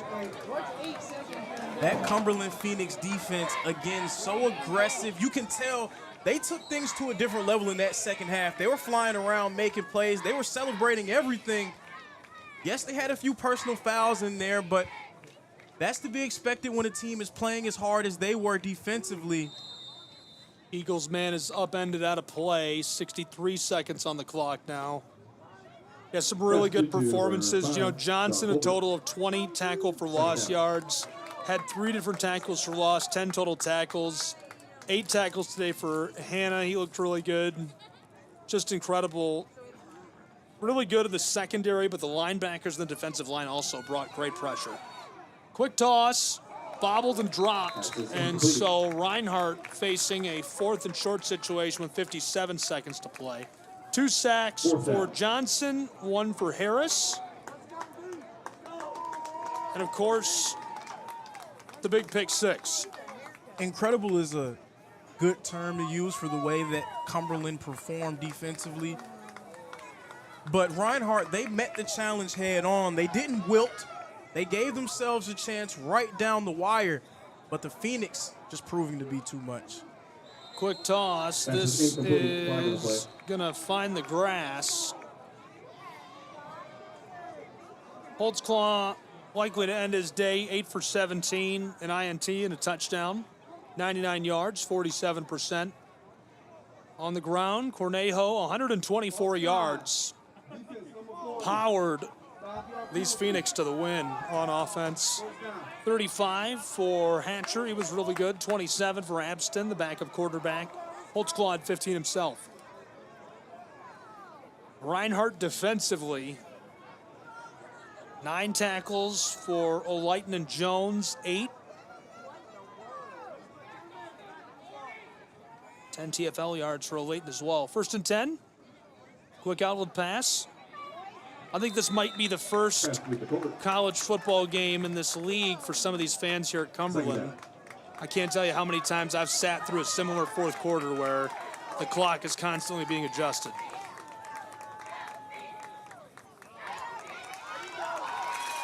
Down inside.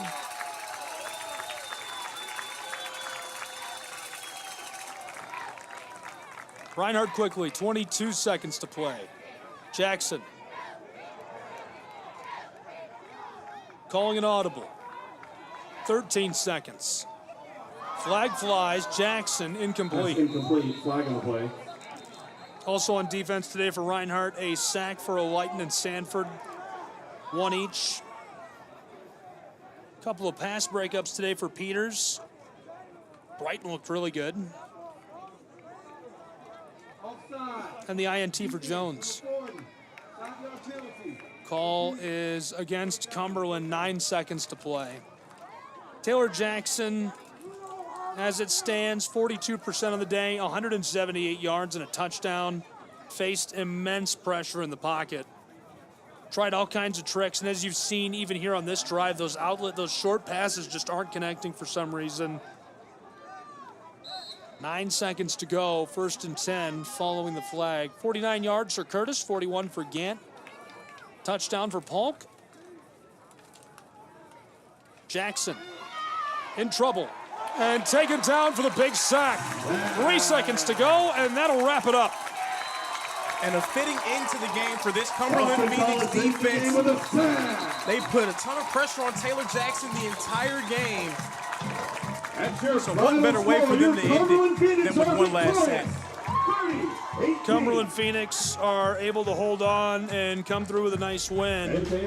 And so just to wrap up those stats, you know, on the ground, 45 yards for Colbert, Walker with 27, 19 for Diamond, Jackson with 27, scored a touchdown. He was extremely productive today. Lorenzo, any final thoughts on this one for Cumberland and Reinhardt? Reinhardt, they gave everything they had. They fought hard into the end. They stayed in the fight. They met the challenge physically that Cumberland presented. In the end, Cumberland making the plays when they mattered most, and it was Cannon Johnson who proved to be the difference in the game. Really, really nice performance for these two sides. Reinhardt University travels to Southeastern next week. Looking forward to catching you next time. Be sure to connect with us on social media at SCSN Sports. For the Phoenix, for the Eagles, I'm Gabriel Schrei saying so long from Lebanon, Tennessee. Thank you for being with us on the Southeast Sports Network. Your final, 30-18 Cumberland.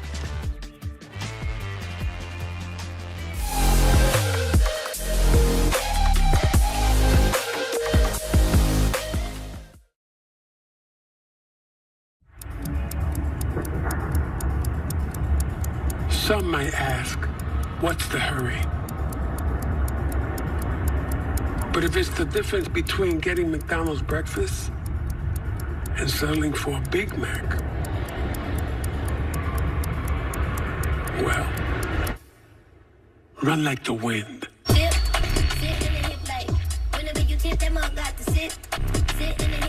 Ba-da-ba-ba-ba.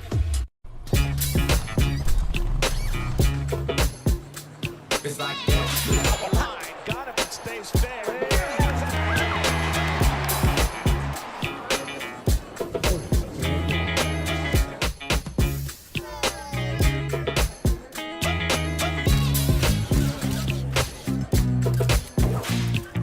Everybody feel it, come around with the rhythm, it's a sound. Everybody get down when we bring it to you. It's like that.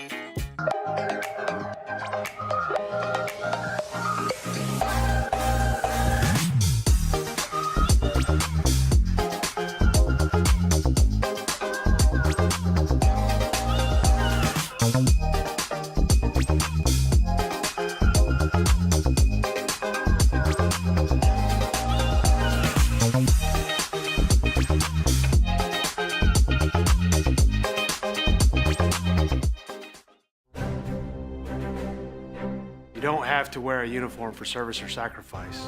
Every day, ordinary Americans perform extraordinary acts of courage and selfless service. Please join us in recognizing citizen heroes who have made a difference in the lives of others through their acts of courage and selfless service in communities across America. Nominate a citizen hero today at themedalofhonor.com.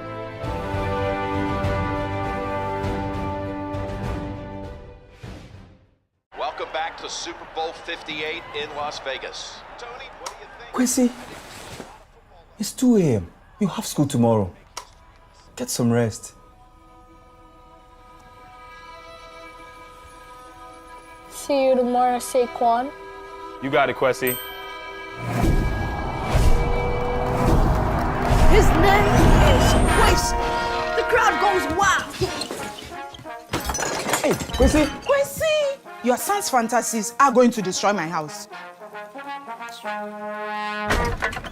Spin move! Quincy, take the snap! Hike! Here comes Fred Warner! I'm open! He's got Jefferson! Hit the gritty? Nah, hit the Quincy! Where is that boy going? Nobody was Oh no! Bring it, little man! Cam Jordan!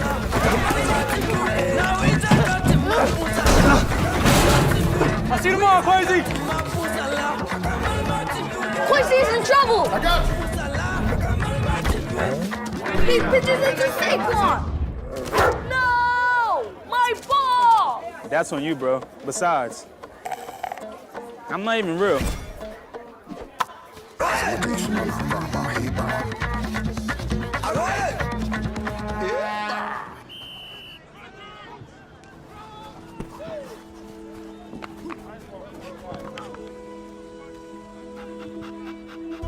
Is this your ball? What's your name? Quincy. Quincy, I'm OC. I know that look. I know that dream. I had the same one. See, Quincy, doesn't have to be a dream anymore. Doesn't matter where you're born, as long as you're born to play.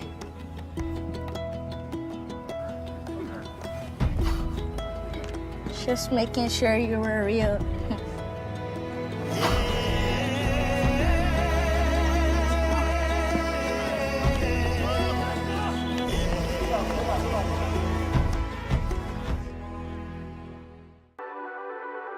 The Southeast Sports Network, your free ticket to front row sports action. From heart-pounding football showdowns to thrilling basketball games, experience every moment live, all from the comfort of your home. Your favorite athletes, broadcast in real time and on demand. It's not just streaming, it's your front row ticket to the best of Southeastern sports. And the best part? It's absolutely free. Don't miss a moment of your favorite teams. Join us now at the Southeast Sports Network. The Southeast Sports Network, your front row ticket to live sports. Mental health plays a massive role in professional soccer and in sports in general. We're all here to support each other. We're all here to help each other, and you never know what somebody is going through, whether it's on the field or off the field. For me, mental health plays a huge role when it comes to goalkeeping because a lot of times the game is not near me and not near the goalkeeper, and it's important that I stay calm and stay ready and stay connected to the team even when the play is not by me.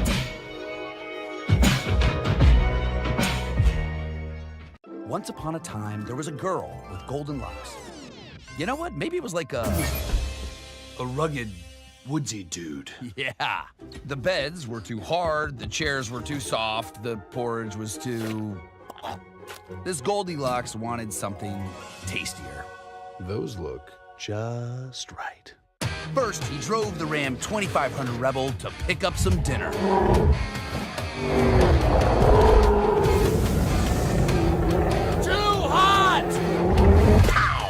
Some really big dinner. Tastes like chicken. Next, he took the Ram Charger deep into the woods to flex his artistic muscles.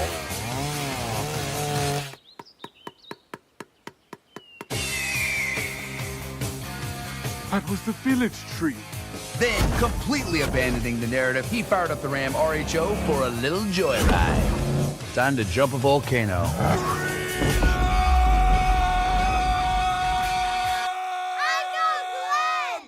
What about the 3 bears? This is my story.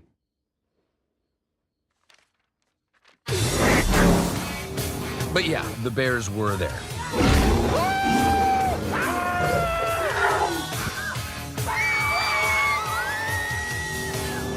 And they all lived happily ever after. Sorta.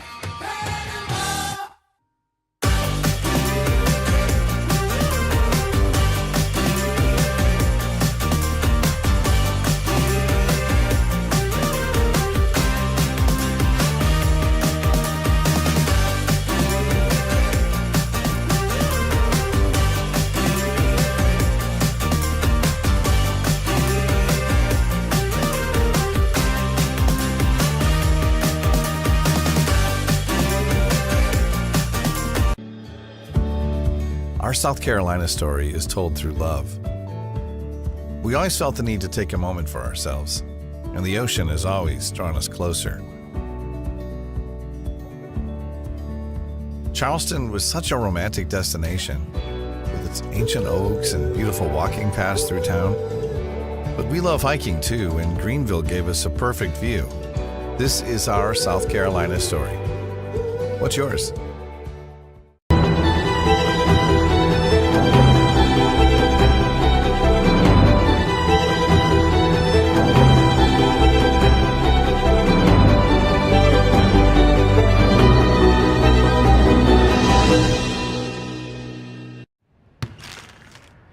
What's in the bag? A barbecue bacon QPC from McDonald's. Oh, you mean the injury special? I'll play you for it. I've been waiting for you, OG. And if I win, McDonald's on me. Oh, you know my game, right? Oh, yeah, I know. Let them know. Yeah. Oye, vámonos. Let's get it. I got something for you, Aaliyah. All right, let me see it. Let me see it. Ooh. All right. Yo, Stewie, winner takes the bag. You know that meal is already mine. Golly. Right here with you. Right here with you. I see y'all. What's that? Big Mama? Made mine a double QPC, but a double queen. All right. Now she blocked it. Sure. It's a basket. It's a basket. Ready? Yep. Looks like we're gonna be here for a while. Yeah, twin. Nothing but net. Get the injury special at McDonald's. Cheers. Ba-da-ba-ba-ba.